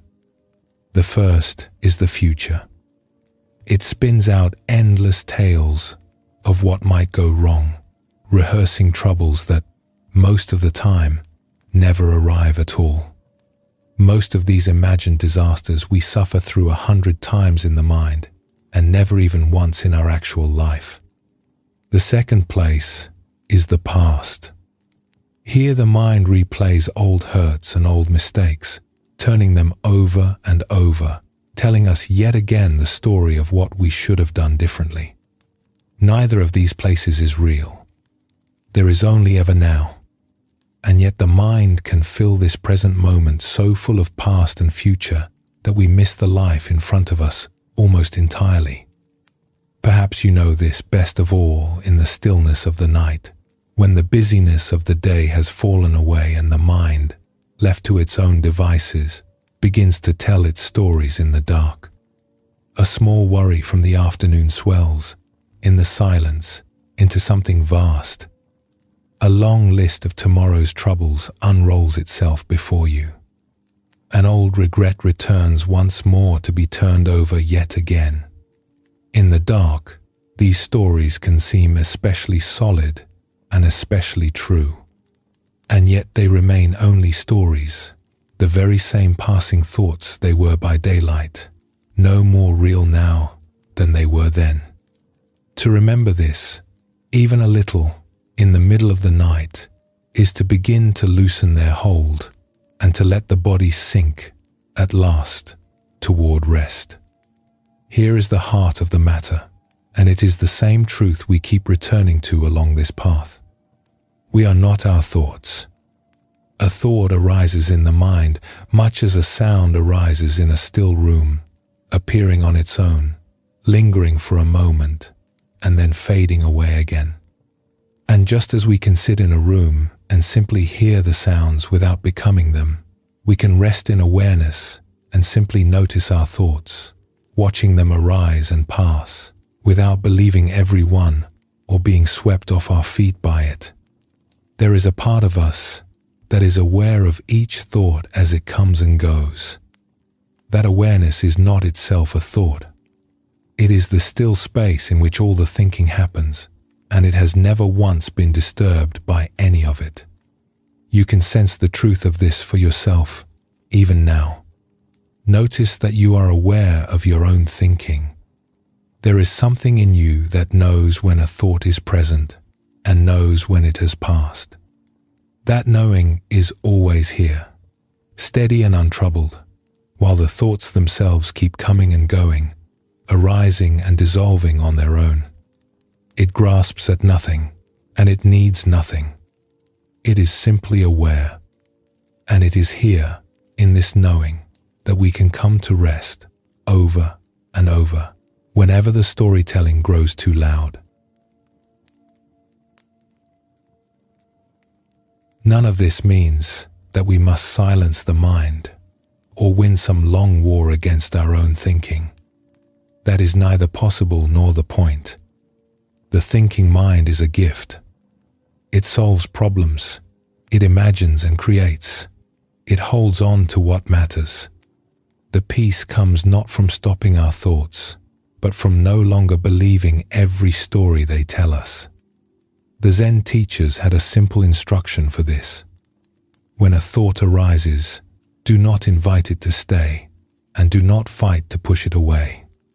Simply let it come and let it go. So when a worried thought appears, we can learn to greet it lightly. Here is a story about the future. When a harsh judgment rises up, we can simply notice it. Here is the mind, telling its old tales again. Met in this manner, a thought begins to loosen its hold on us. It becomes just a thought, passing through, and we can let it continue on its way and come back, again and again, to the simple peace of what is actually here, in this present and untroubled moment. Let the mind grow still now. There is nothing here that needs to be figured out. When you are ready, we will go on.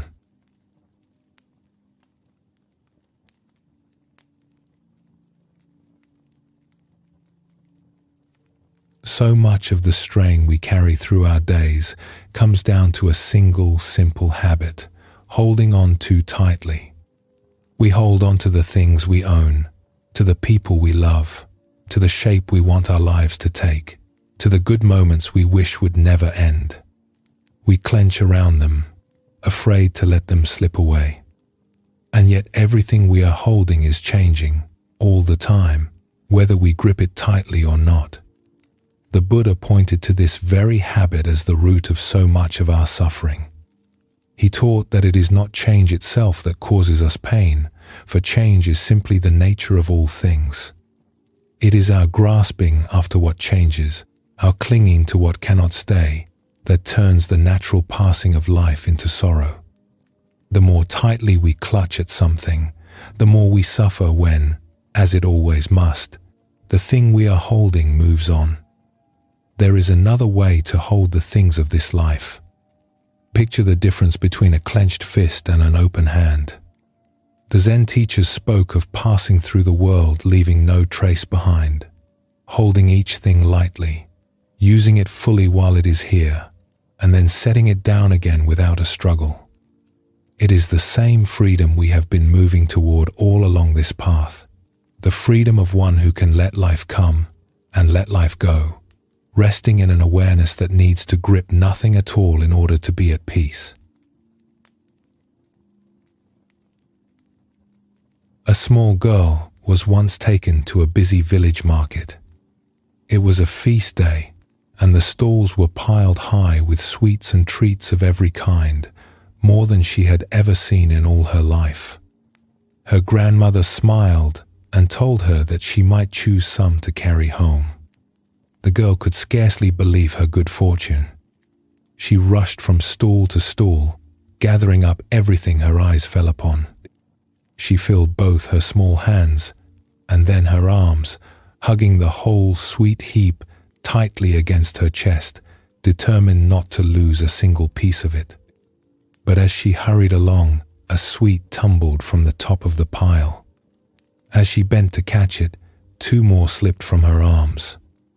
She snatched at those, and others fell, rolling away into the dust of the road. The more tightly she clutched at the whole armful, the more of it came spilling out of her grasp.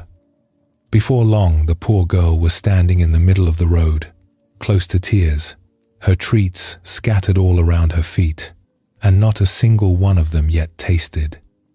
Her grandmother knelt down beside her.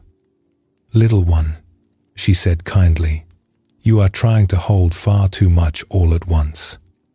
Choose just a few, the ones you love the best, and carry only those. Then your hands will be easy, and you can enjoy every last bite." The girl wiped her eyes and chose 3 of her favorite sweets and held them lightly in her 2 open hands. And to her surprise, with her arms no longer straining and her fists no longer clenched, she found that she could enjoy them completely, one delicious piece at a time, the whole long walk home. We may smile at the little girl, and yet how often we do the very same thing. We reach for more than we could ever hold, and clutch what we have so tightly that it brings us little joy, and then we cannot understand why we feel so burdened and so trapped. We grip a possession so tightly that we spend our days afraid of losing it. We hold on to a particular outcome, certain that things must go exactly as we have planned, and we suffer each time life refuses to obey. We clutch at a happy moment, trying to force it to stay, and in the clutching we crush the very enjoyment we were reaching for. We even grasp at the people we love, holding on so anxiously, out of fear of losing them, that we squeeze the ease and the joy right out of the bond. It is a curious thing about the objects we own, that the more we have, the more we can find ourselves owned by them in return. What we possess, we must guard and tend and worry over and dread to lose. A person who holds a great deal in a tightly clenched fist can be far more burdened than one who carries little and holds it loosely. It is not the having of things that weighs us down. It is the gripping. This can happen even in our happiest moments. We arrive somewhere we have long wished to be, on a journey perhaps, or among people we love, and almost at once, a small voice begins to fret that it will all be over far too soon.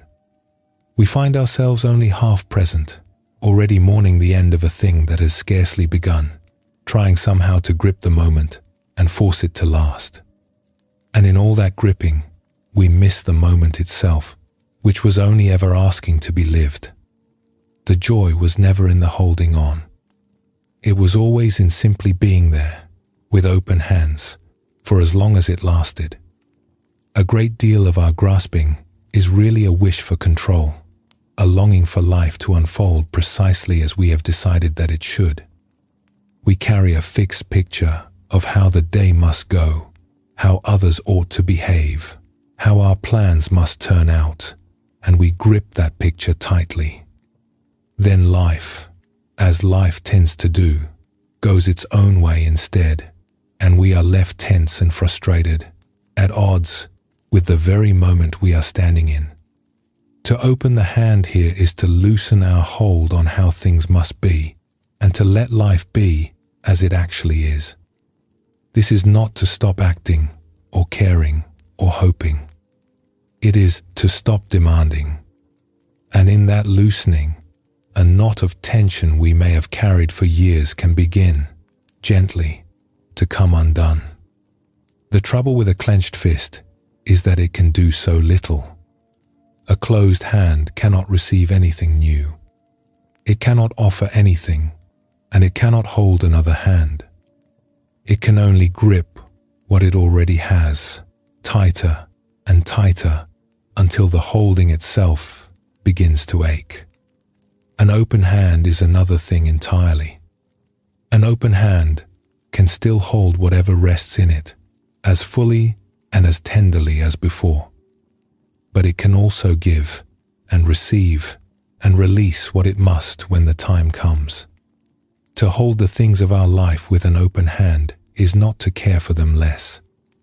It is, if anything, to be free enough to enjoy them far more, because we are no longer ruled by the dread of their leaving. An old teacher was much loved by his students for the deep peace he seemed to carry with him wherever he went. Among his few belongings was a simple clay cup, old and beautifully made, which he used each day for his tea. He was clearly fond of it. He would hold it carefully in both hands and drink from it slowly and set it down again with a kind of tender affection. One of his younger students, watching this day after day, grew puzzled. The teacher was forever telling them not to cling to things, not to set their hearts on what could be lost. And yet here he was, plainly cherishing this fragile little cup. At last the student gathered the courage to ask him about it. "Master," he said, "you teach us not to grow attached to things that pass away. But you love that cup so dearly. Would your heart not break if one day it should shatter?" The old teacher smiled and held the cup up to the morning light. "This cup," he said, "is already broken." The student did not understand. "You see," the teacher went on, "this cup is made of clay, and clay is fragile, and all fragile things, given time, return to pieces. A day will surely come when it slips from my hand, or is knocked from its shelf, and breaks. I know this. And because I know it, the cup is, in a sense, already broken, even now, while it sits here whole in my hands. So I do not wait in fear for the day it shatters. I simply enjoy it, completely, every single morning. While it is whole, I love it as something whole. And on the day it breaks, I will say, of course, and let it go without complaint. Knowing that it must one day break is the very thing that lets me treasure it now, without the smallest shadow of fear. The student looked at the old cup for a long while, and slowly began to understand. It was not in spite of its fragility that the teacher loved the cup so well. It was because of it. This is the secret of the open hand. It is not that we love the things of our life any less. It is that we hold them in the light of a truth we have met before along this path, the truth that all things pass. Everything we cherish, every person we love, every season of our days is in a sense already changing, already on its way to becoming something else. When we forget this, we cling, and our clinging is shadowed always by the fear of loss.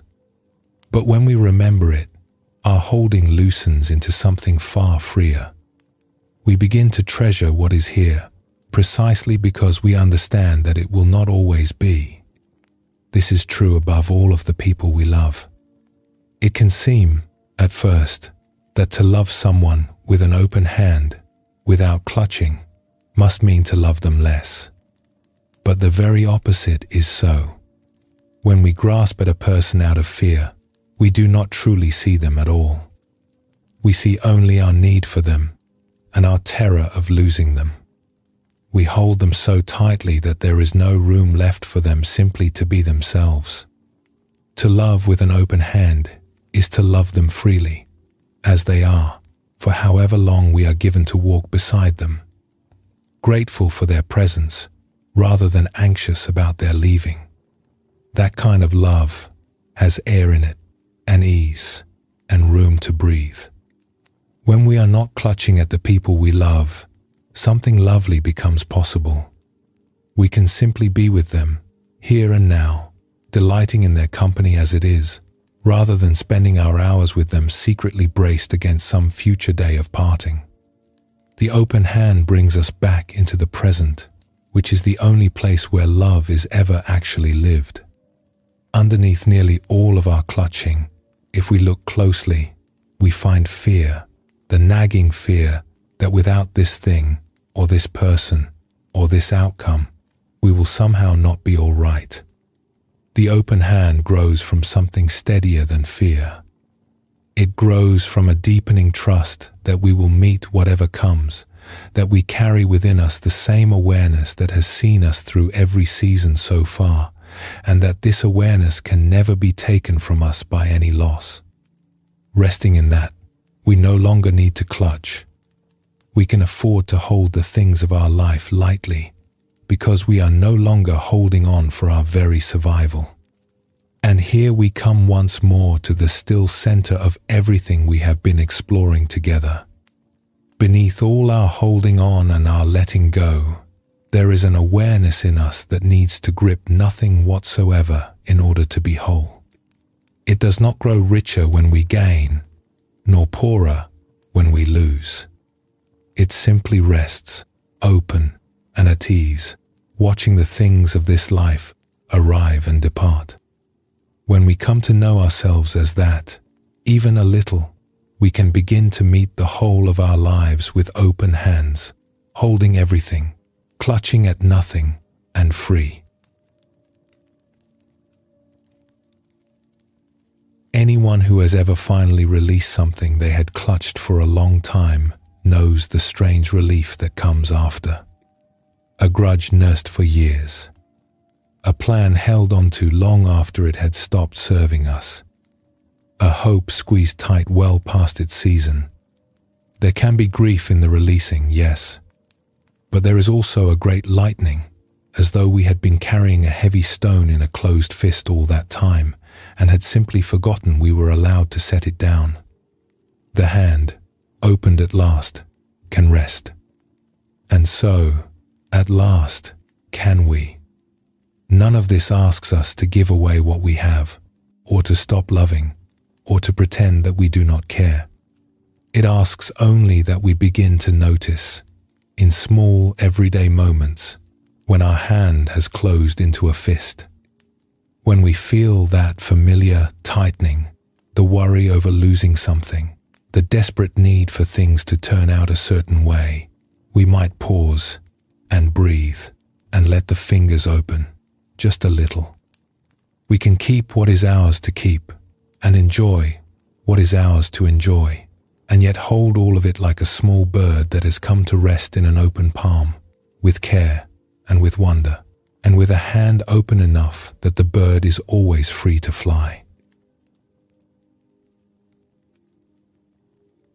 Let us be at ease now, with open hands, holding on to nothing at all. When you are ready, we will continue on.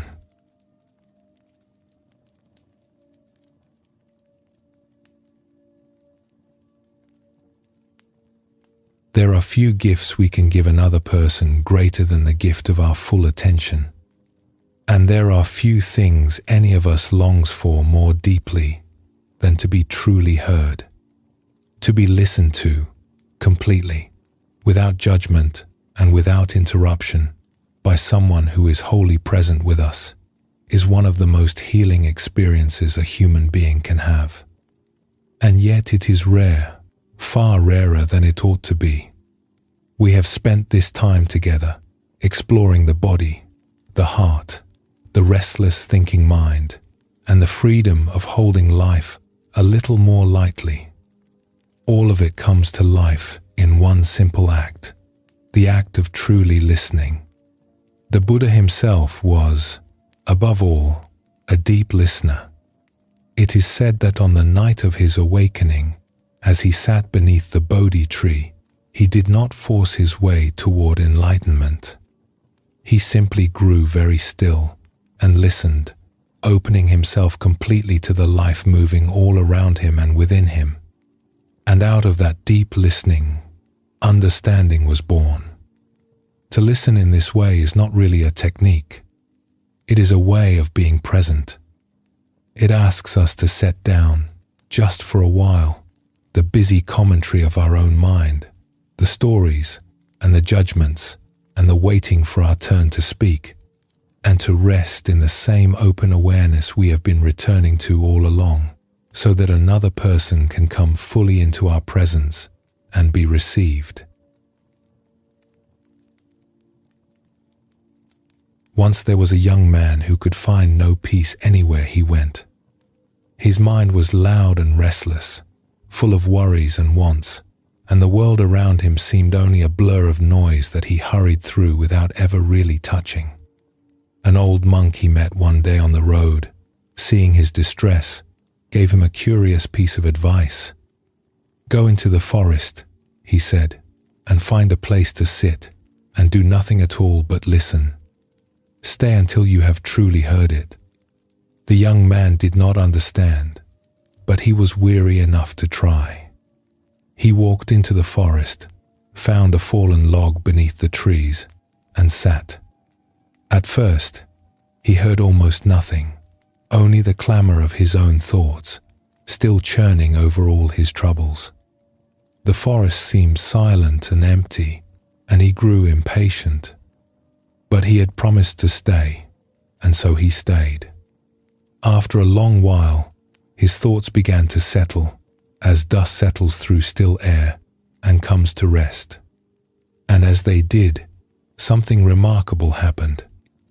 The forest, which had seemed so silent, began to fill with sound. He heard the wind moving through the high leaves, each tree with a voice of its own. He heard birds calling far off, and then near, a dozen kinds of birdsong he had never noticed in all his life. He heard the small rustle of some creature in the undergrowth, the hum of insects, the creak of branches, the trickle of water somewhere close by. Layer upon layer of it, a whole living world that had been speaking all along, while he had been far too full of his own noise to hear a single note of it. He sat there until the light grew golden and long, and when at last he rose to walk home, he felt as though he had woken from a kind of sleep. He had lived his whole life, he realized, surrounded by a beauty he had never once stopped to truly hear. Most of us move through our days exactly as that young man once did, so full of our own inner noise that we never truly hear what is around us. And this is nowhere more true than in how we listen to one another. We believe we are listening, but very often we are not. While the other person speaks, our mind is already busy. We are planning what we will say next. We are judging, comparing, agreeing, or disagreeing in our heads. We are waiting, a little impatiently, for our turn to come. We hear the words well enough, but we miss the person. We all know, from the other side, how this feels. Think of a time you tried to share something that mattered to you, and the person across from you kept glancing away, or cut in before you had finished, or answered in a distracted way that made it plain their mind was somewhere else entirely. Something in us closes a little when that happens. We feel unseen and a touch lonely, and we slowly learn not to share too much. And think, by contrast, of that rarer person who set everything else aside and listened to you as if nothing in the world mattered more in that moment. How safe that felt. How easy it became to open. That is the difference our presence makes to another human being, and it is an enormous one. When we do still our own noise and truly listen, we begin to hear what we could never hear before. We notice the feeling that lives underneath the words. We notice the small catch in a voice, the thing a person is trying to say but cannot quite find words for, the meaning that rests in a pause or a silence. There is a delicacy in human speech, a kind of fluttering, subtle life in it, like butterflies among the leaves, that only the still and patient listener ever sees. We cannot catch it while our own mind is loud. It shows itself only to our full and undivided presence. The Zen teachers understood the great power of silence. They knew that the deepest things are often communicated not in words at all, but in the quality of a shared and wordless presence. Two people sitting together in true attention, saying nothing, can be closer than two people talking all the night long. And they understood, too, what stands between us and such presence, the same restless, storytelling mind we have spoken of, forever narrating and judging, and the same grasping that makes us want to be right, or to seem impressive, or to turn the conversation back toward ourselves. When we set these down, even for a few moments, a door opens, and the other person can simply walk through it. True listening, then, is less about doing something and more about ceasing to do. We do not need clever techniques or the perfect thing to say.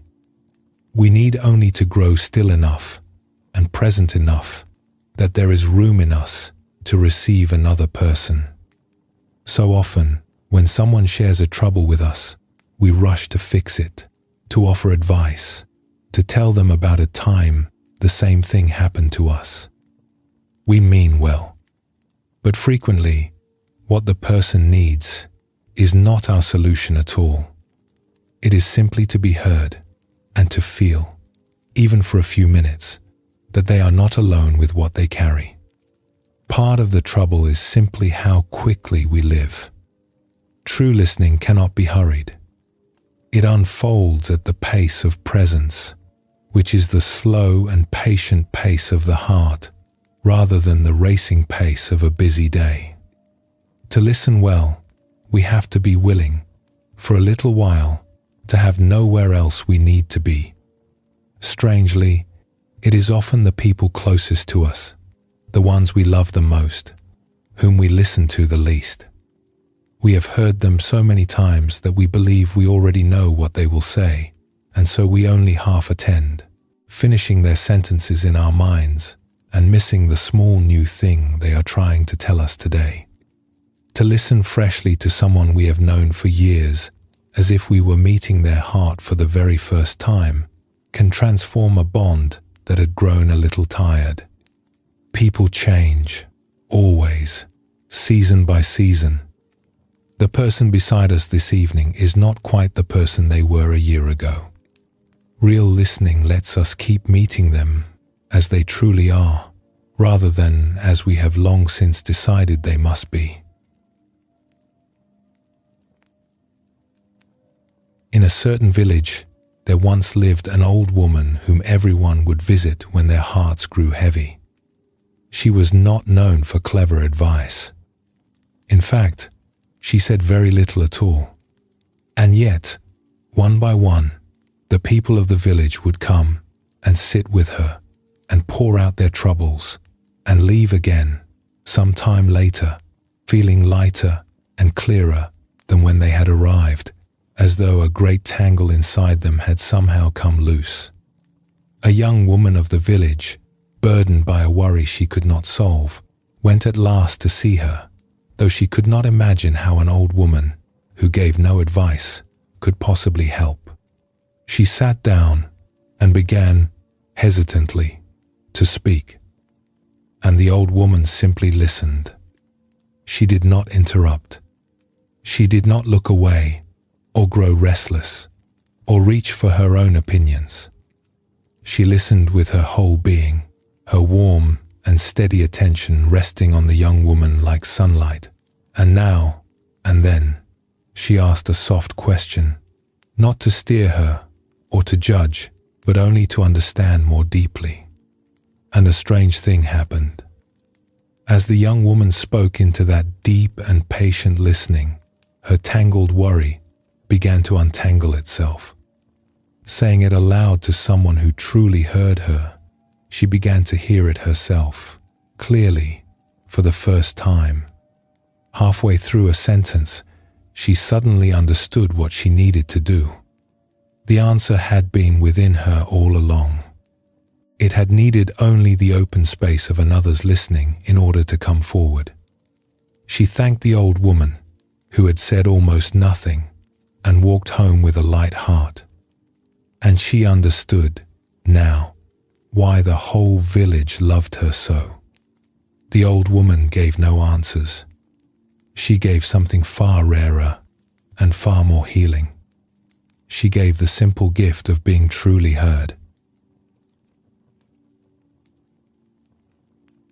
To be received like that, fully and without judgment, is one of the most healing things in the world.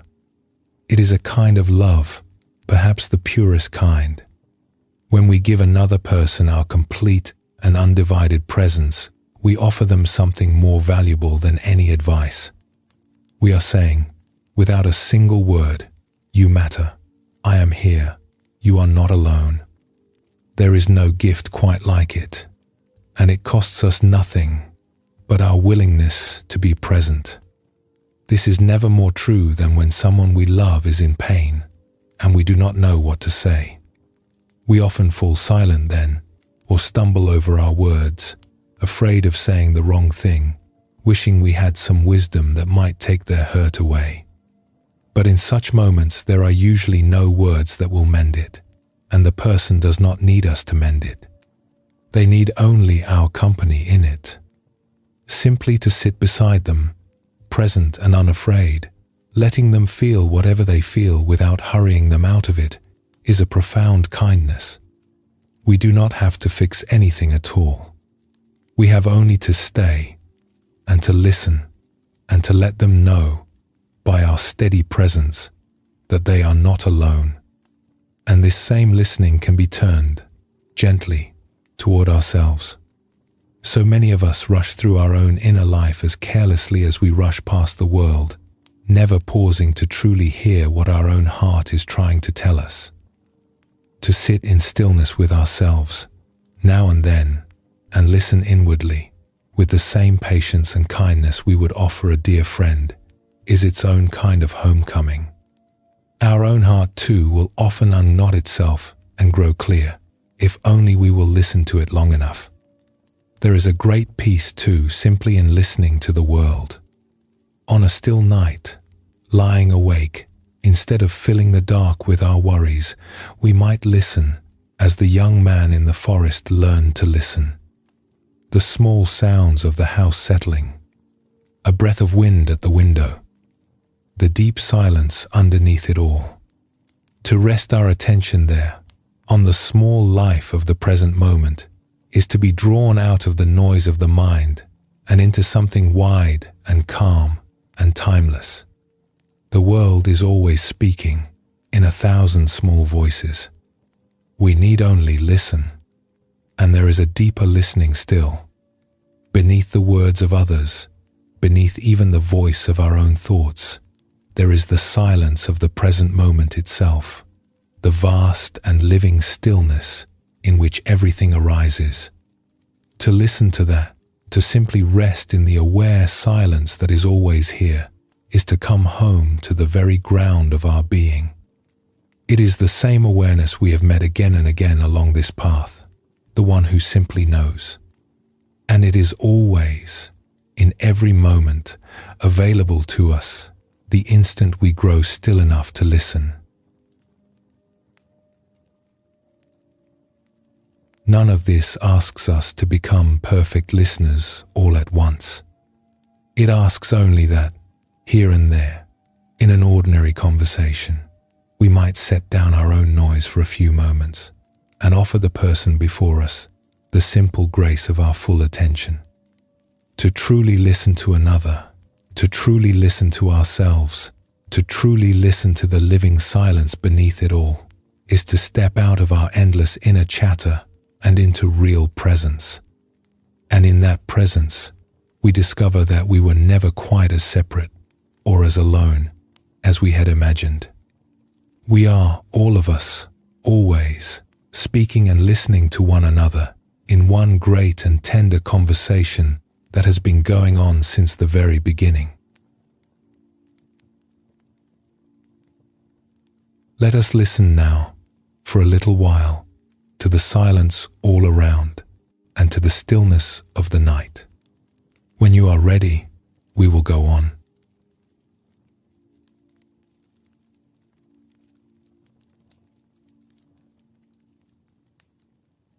Of all the truths we have touched upon together, there is one that runs deeper than the others, and it is the most tender of them all.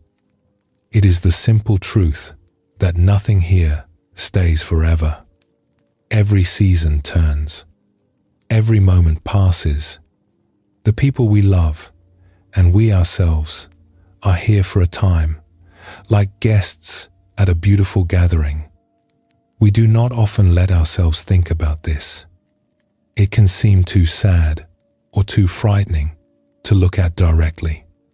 And yet, approached with care, this truth turns out to be not a darkness at all, but one of the kindest teachers a human heart can have.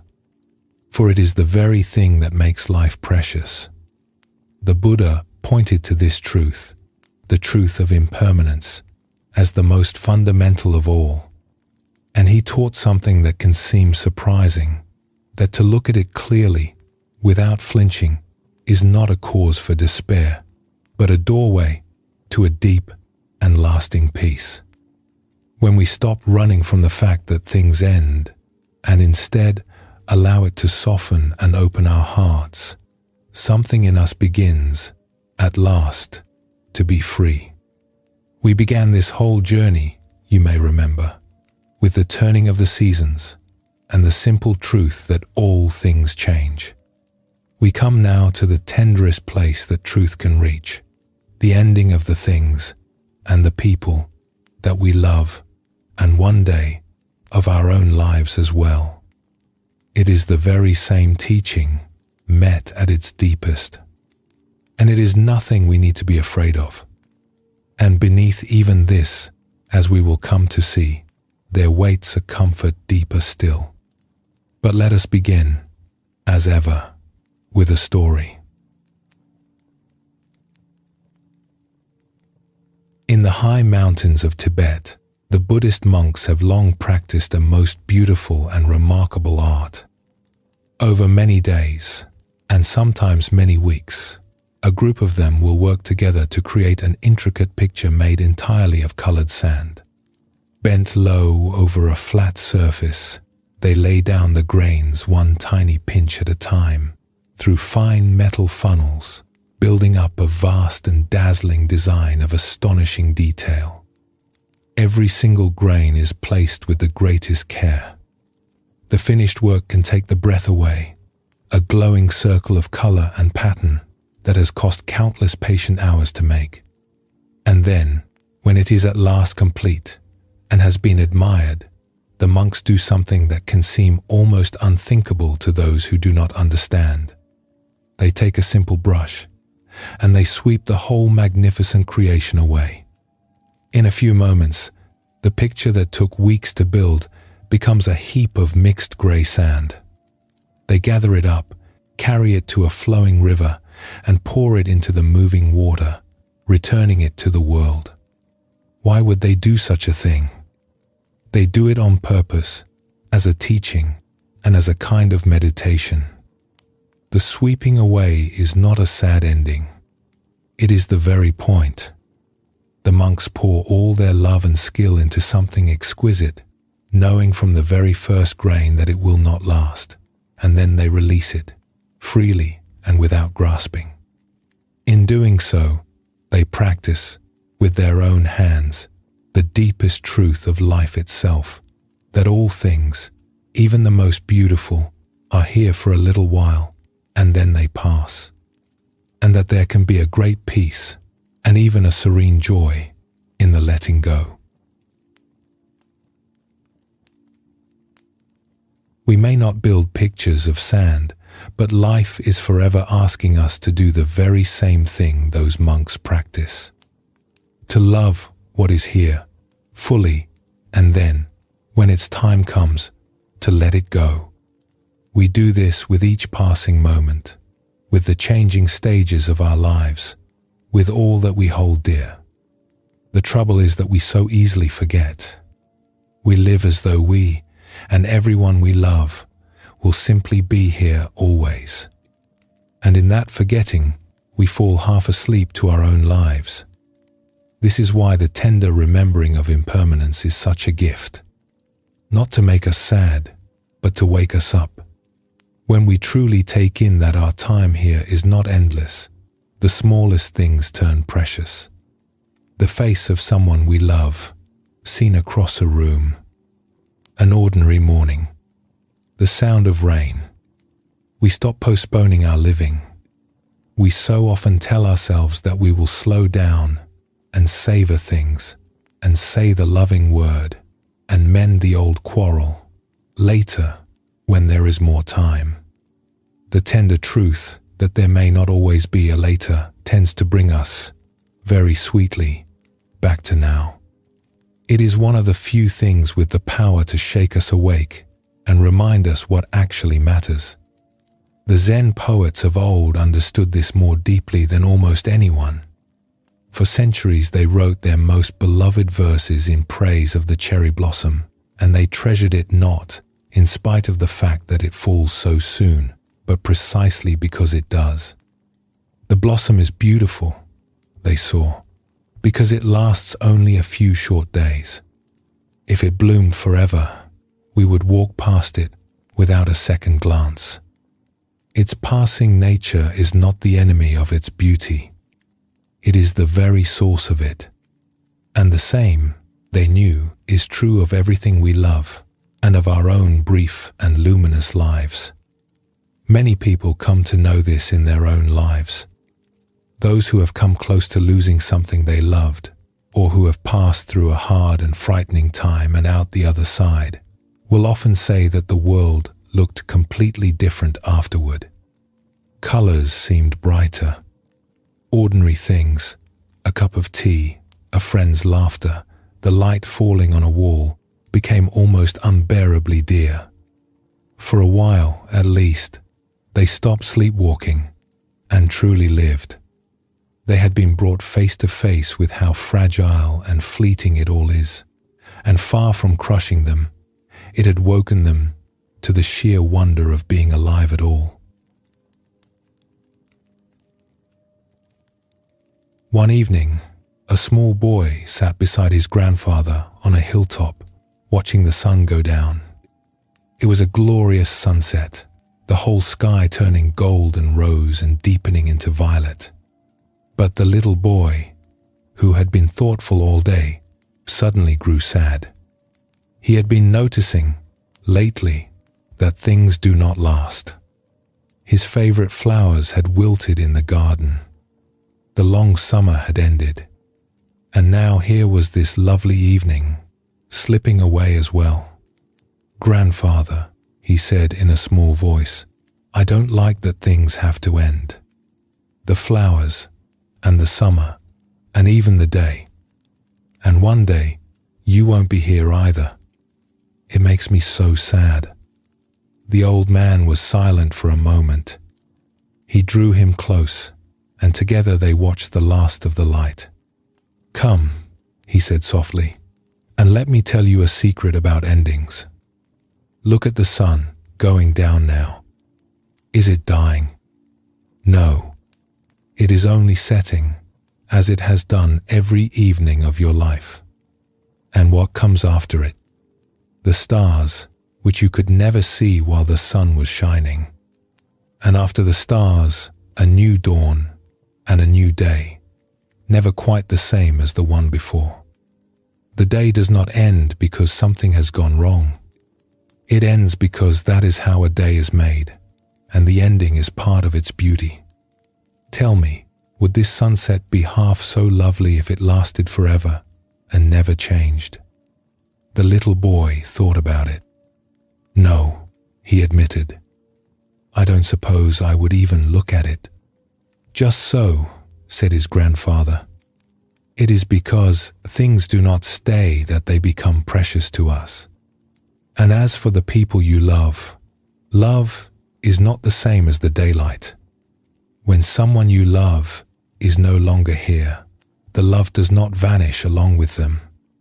It stays inside you, and it warms you, and it becomes a part of who you are for all the rest of your days. Nothing truly loved is ever wholly lost. So you need not be afraid of endings, little one. They are woven into everything, like the evening is woven into the day, and there is nothing in them to fear." The little boy leaned against him, comforted, and watched the first star appear in the darkening sky. And he felt, for the very first time, that perhaps endings were not so frightening after all. The grandfather's secret is one the wise of every age have known. Letting go is not some terrible thing that happens only at the very end. It is the natural rhythm of our whole life. We let go of each breath so that the next one can come. We let go of each day when we lie down to sleep. We let go of childhood in order to grow, and of each season of our lives as the next one arrives. Life is one long and graceful releasing, and most of it we do without ever noticing. Sleep itself, which may already be drawing near for you now, is one of these nightly letting goes, and a most beautiful one. Each night, we lay down everything we have been carrying, all the doings and the worries of the day, and we let ourselves fall, trustingly, into the dark and the unknown. We loosen our hold on the whole world and even on our sense of who we are, and we simply let go. And far from being frightening, it is the sweetest rest we know. Each time we drift off to sleep, we are practicing, in the safest and most natural way there is, this very art of releasing and of trusting what holds us. When we learn to make these small letting goes a little more consciously, to release a worry, to loosen our grip on a moment that is already over, to say goodbye to one chapter and turn toward the next with an open heart, we are slowly learning the great art of letting go. And little by little, this softens us, so that when the larger endings come, as in time they come to us all, we are better able to meet them not with terror, but with tenderness, and even with a strange and peaceful grace. So much of our suffering, in truth, comes from a refusal to let things be over. We cling to how a moment should have gone, replaying it again and again, wishing it otherwise. We hold tight to a chapter of our life that is already closed, or to a version of it that never quite was. To let go, in these small, everyday ways, is to make our peace with what actually is. It is to let each moment be complete, exactly as it was, and then to release it and turn, with open hands, toward the one that is arriving now. This is true even of grief, the most tender of all our partings. When we lose someone dear, the sorrow we feel is not a problem to be solved or hurried through. It is simply love, with nowhere left to go for a while. And held in patience and kindness, even grief slowly finds its place within us. The ache softens, in time, into something warmer and softer still, gratitude and tenderness, and the abiding presence of a love that did not end. And here, at last, we come to the deepest comfort of all, the one that has been waiting beneath this whole journey. Through all the changes of a life, through every ending and every fresh beginning, there is something in you that does not change. The aware presence, hearing these very words, the one who knows, the silent witness behind your eyes, has been with you all along, from your earliest memory until this very night, watching the seasons of your life arrive and pass. It was there when you were a small child, and it is here now, and it has not aged by a single day. The body changes, and the story of our life changes, but the simple awareness in which all of it appears does not itself come and go. It is the still and open space in which your whole life has been unfolding, as fresh and untouched tonight as it was on the morning you were born. And when we begin to sense ourselves as that, even a little, the fear of endings starts to loosen its hold. For it is only the things that come and go that ever truly end. The awareness that holds them does not. Resting there, we find we can love what is here with our whole heart and release it when it is time, and trust that the deepest part of us abides through all of it. This is the peace the Buddha pointed to, not a peace that depends on nothing ever changing, which could never be, but a peace that holds steady in the very midst of all the change. None of this is something we need to force or to solve tonight. We need only let the tender truth of impermanence soften us, here and there, rather than frighten us. To let it remind us, now and then, to hold our loved ones a little closer, to forgive a little sooner, to notice the ordinary beauty of a day while it is here. Endings are not our enemy. They are woven through all of life, as the evening is woven through the day, and they are part of what makes this brief and precious existence so achingly beautiful.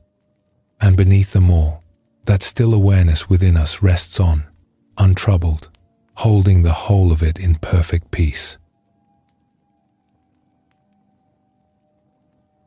Let everything be still now, as the day softens into night, with nothing to hold and nothing to fear. When you are ready, we will go on.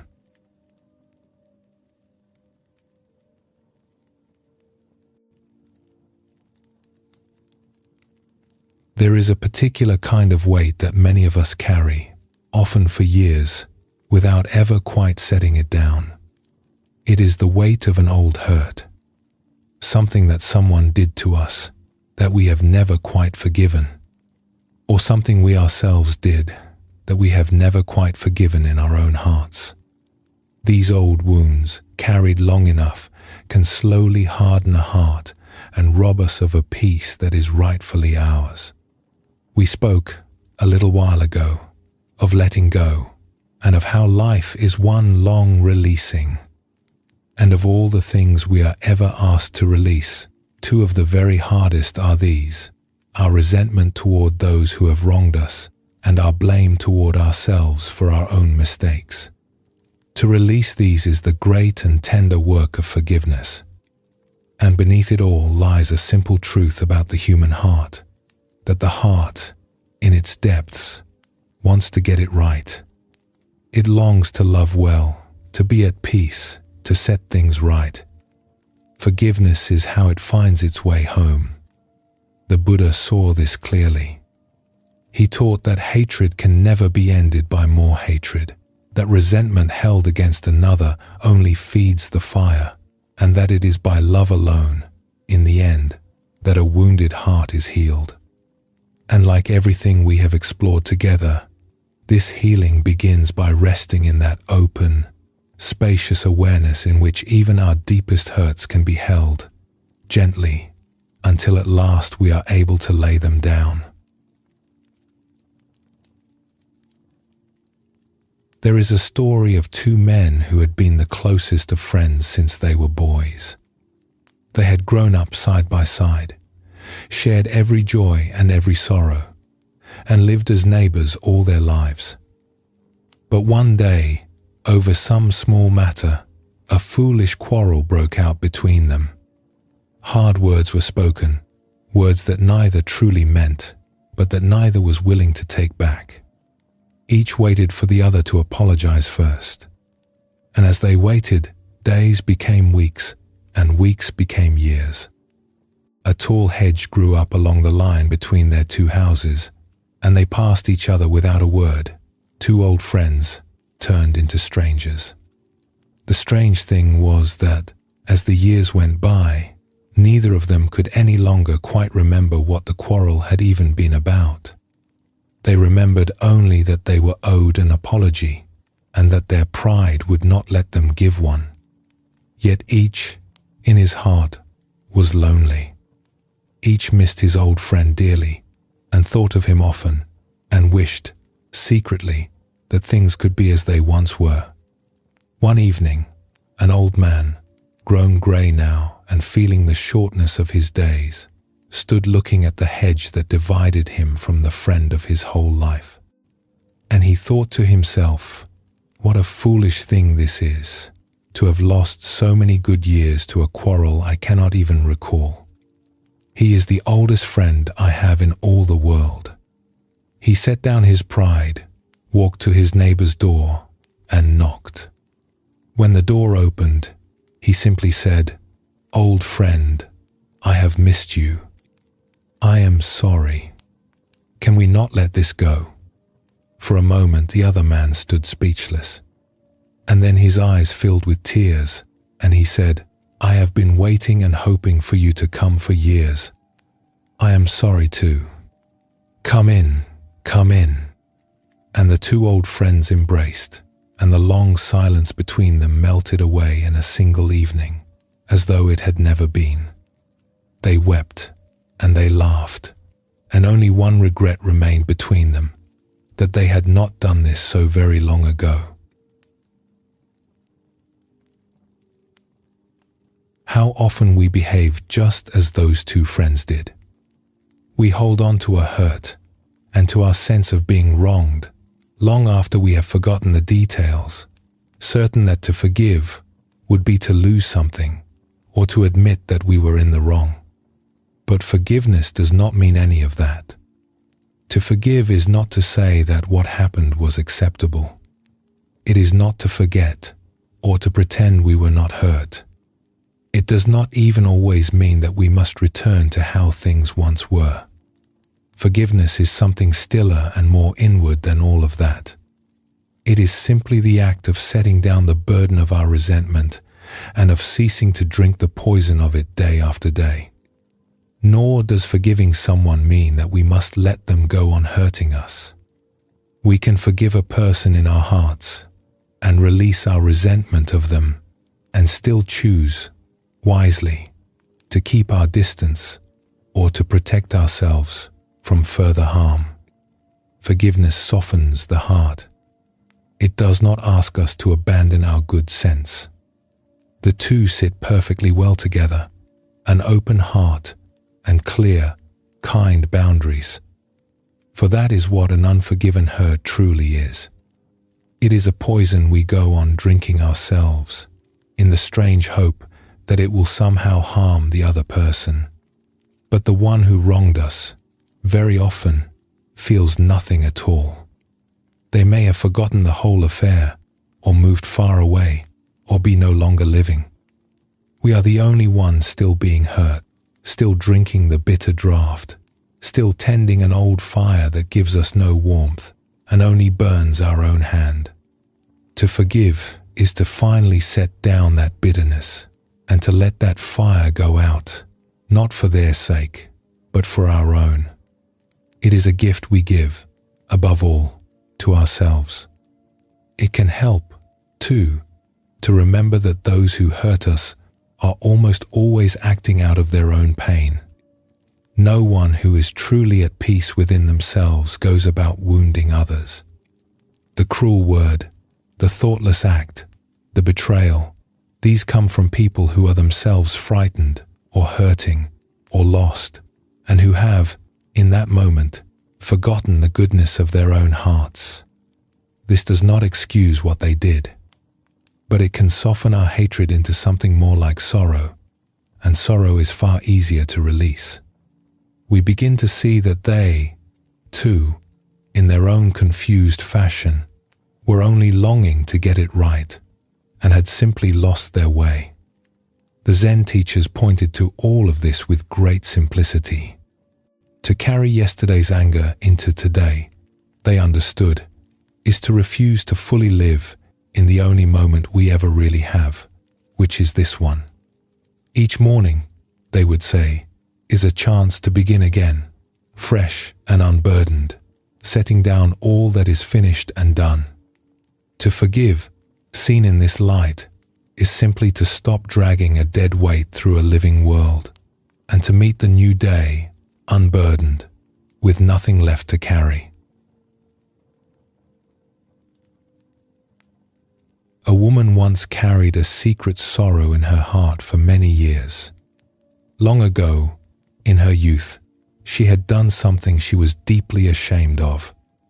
It was not a terrible thing, as such things go, but it had hurt someone she loved, and she had never been able to forgive herself for it. The memory would rise up in the stillness of the night and fill her with a hot wave of shame. She had spent years punishing herself in secret, certain that she did not deserve to be at peace. At last, weary of the burden, she went to see an old woman at the edge of the village who was said to be very wise. She told her the whole story and confessed that she could not forgive herself, however hard she tried. The old woman listened with great kindness and was silent for a time. Then she asked, "Tell me, this thing you did so long ago, are you, today, the very same person who did it?"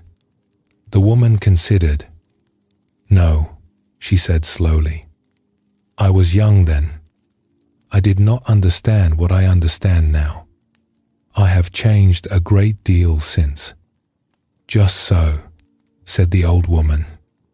"The one who did that thing no longer exists. And yet here you are, all these years later, still punishing her. How long is long enough? You have carried this for half your life. Has it brought back what was lost, or healed the one who was hurt?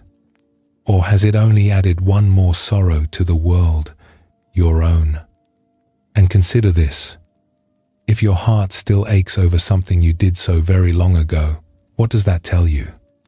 It tells you that yours is a loving heart that wanted, even then, to do right, and grieves that it fell short. A heartless person feels no such thing. Your pain itself is the proof of your goodness. You have punished yourself long enough. It is time now to lay this down and to forgive the frightened young woman you once were.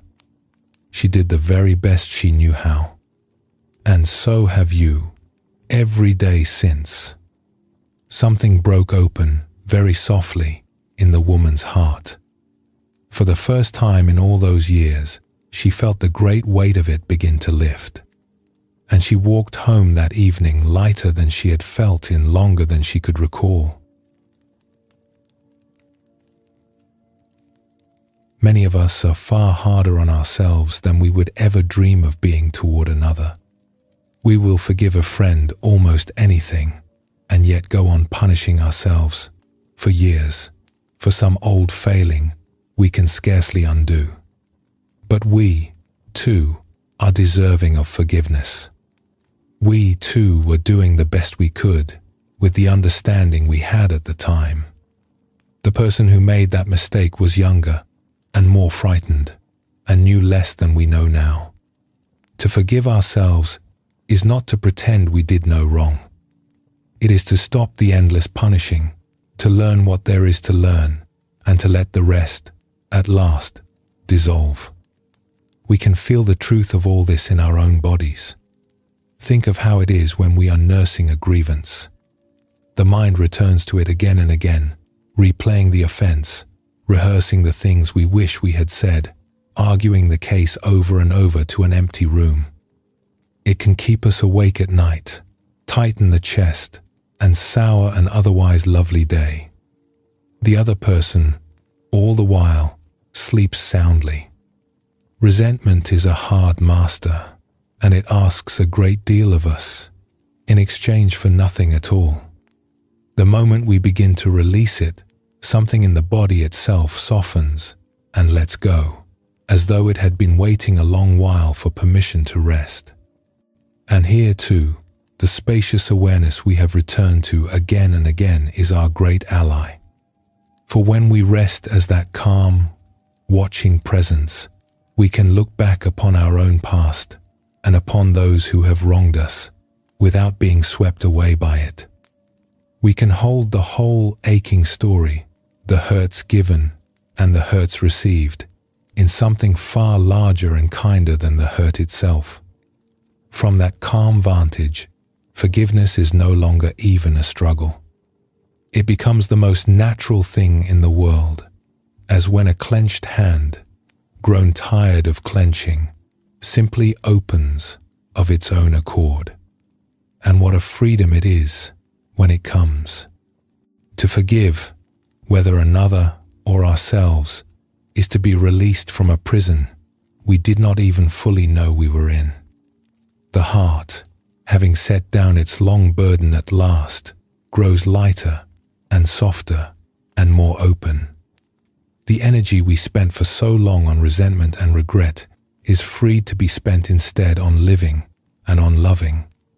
This is why forgiveness lies so close to the heart of a peaceful life. It is the heart finding its way back to the love it longed for all along. And the heart's wish to get it right moves us in the other direction too. Sometimes it is we who have wronged another, and the path to peace lies in going to them humbly and saying the very words the old friend in our story said, "I am sorry." To offer a sincere apology, to make amends where we can, is among the most freeing things a person can ever do. It asks us to set down our pride, which is never easy. But on the far side of it lies a lightness and a restored connection that pride could never have given us. Forgiveness is not only for the great wounds either. It is also a daily practice in the small things. The friend who let us down, the stranger who was sharp with us, the loved one who spoke harshly when they were tired. 100 small grievances can gather in a single day, and we can choose, again and again, to let them pass through us rather than lodge inside us. A heart that forgives easily in the small things stays soft and light, and is far less likely to harden, over the years, into bitterness. None of this can be rushed or forced. Forgiveness is not a single decision but a slow softening, and it ripens in its own time. We need not pretend to a forgiveness we do not yet feel. We need only be willing to set the simple intention that we would like, one day, to be free of this burden, and then to let the heart do its patient work. Little by little, the grip loosens. And if there is someone, tonight, whom you have not forgiven, or some old fault of your own that you have carried too long, perhaps you might simply hold the wish, softly, that one day you will be able to lay it down. That willingness alone is the beginning of peace. Let us set down now, just for a while, whatever we have been carrying, and let the heart grow light and at peace. When you are ready, we will go on.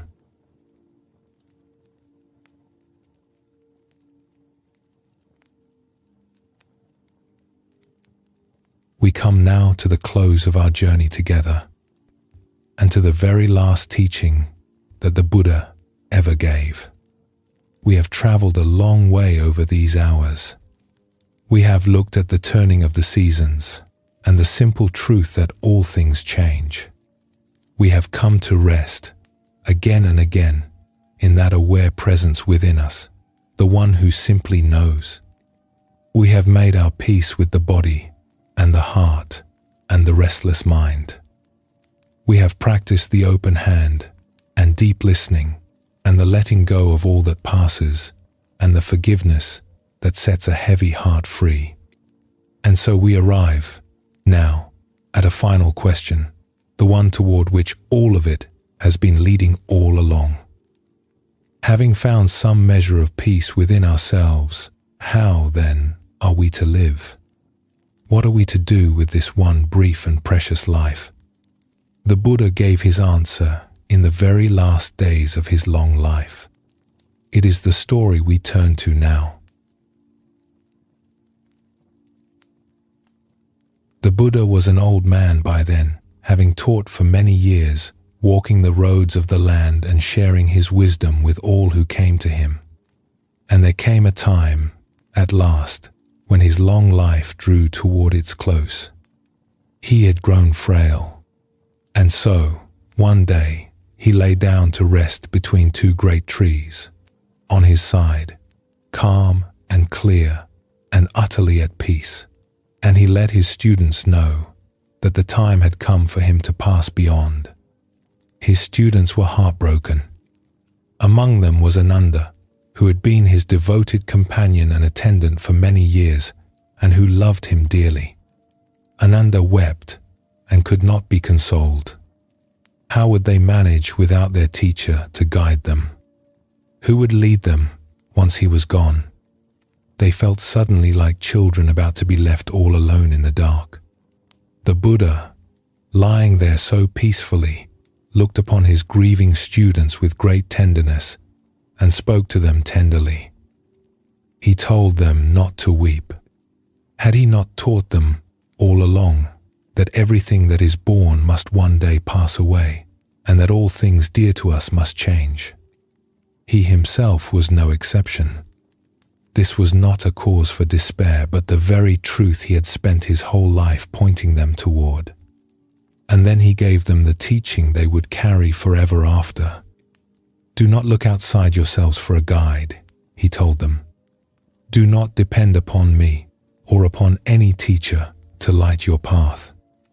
Be a lamp unto yourselves. Be your own refuge. The light you have been seeking is not somewhere far away, in me or in anyone else. It is within you, and it always has been. Make of yourself a lamp, and you will never be lost in the dark. With these words, and a heart entirely at peace, the Buddha closed his eyes and passed away as peacefully as someone slipping into a deep and welcome sleep. He left behind no riches and no successor to rule in his place. He left only his teaching and the light that he had helped each of them to find within themselves. Be a lamp unto yourself. Of all the things the Buddha might have said at the very end, this is what he chose. And it is a teaching of extraordinary kindness and extraordinary power. For what he was telling his students, and what he tells us still, is that everything we have ever been searching for, we already carry within us. All through our lives, we tend to look outside ourselves for the thing that will finally make us whole. We seek it in success, in possessions, in the approval of others, in some future moment when everything will at last be arranged just so. And all the while, the very thing we are looking for, a deep and unshakable peace, has been here within us from the very beginning. It is that aware, knowing presence we have returned to again and again along this path.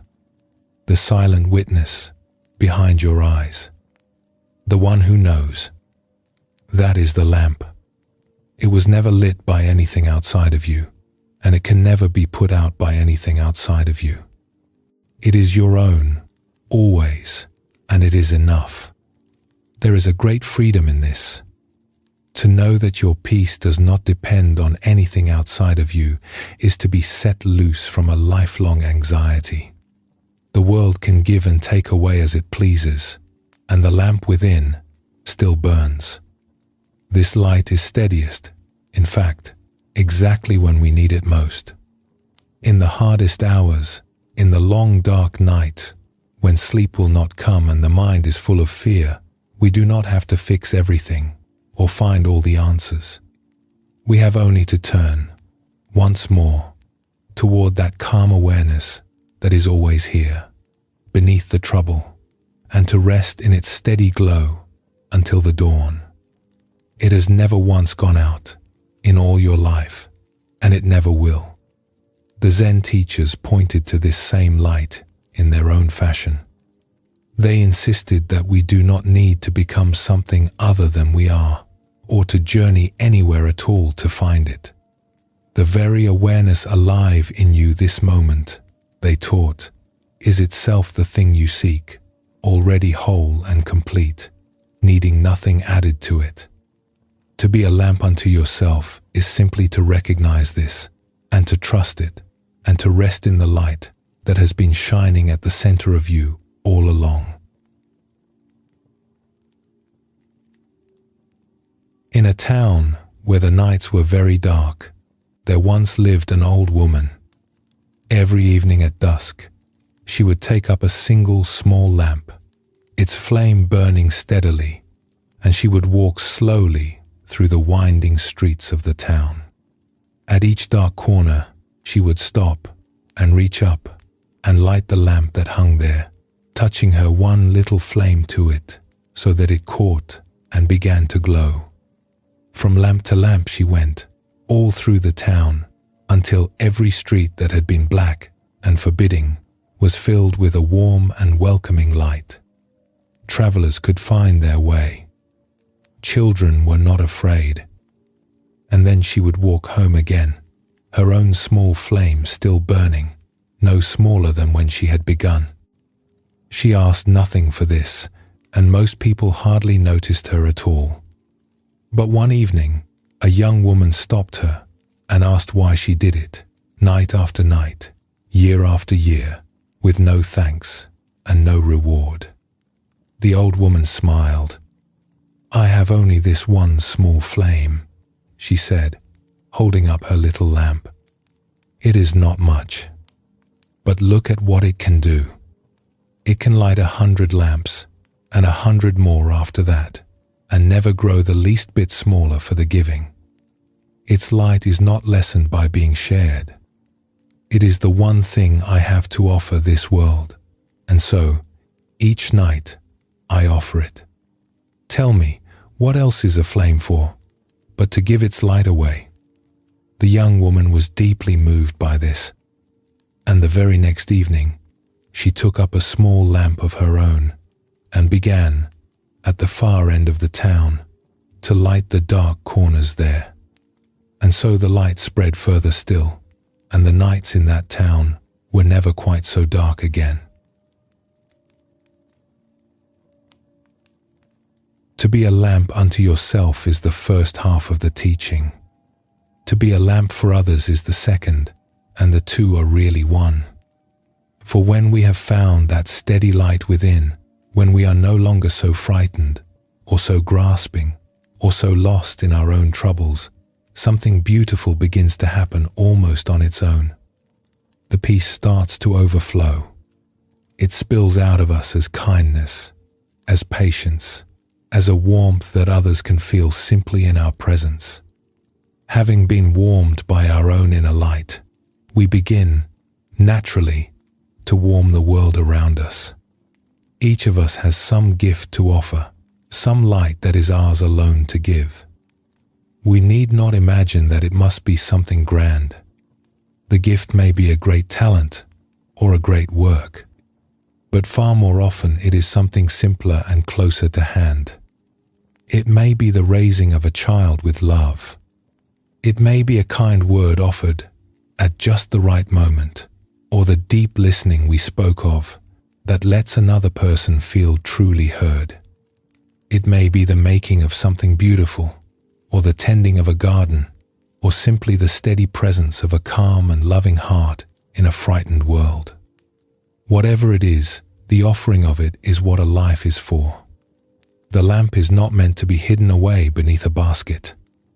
It is meant to be set up high, where it can give its light to everyone in the house.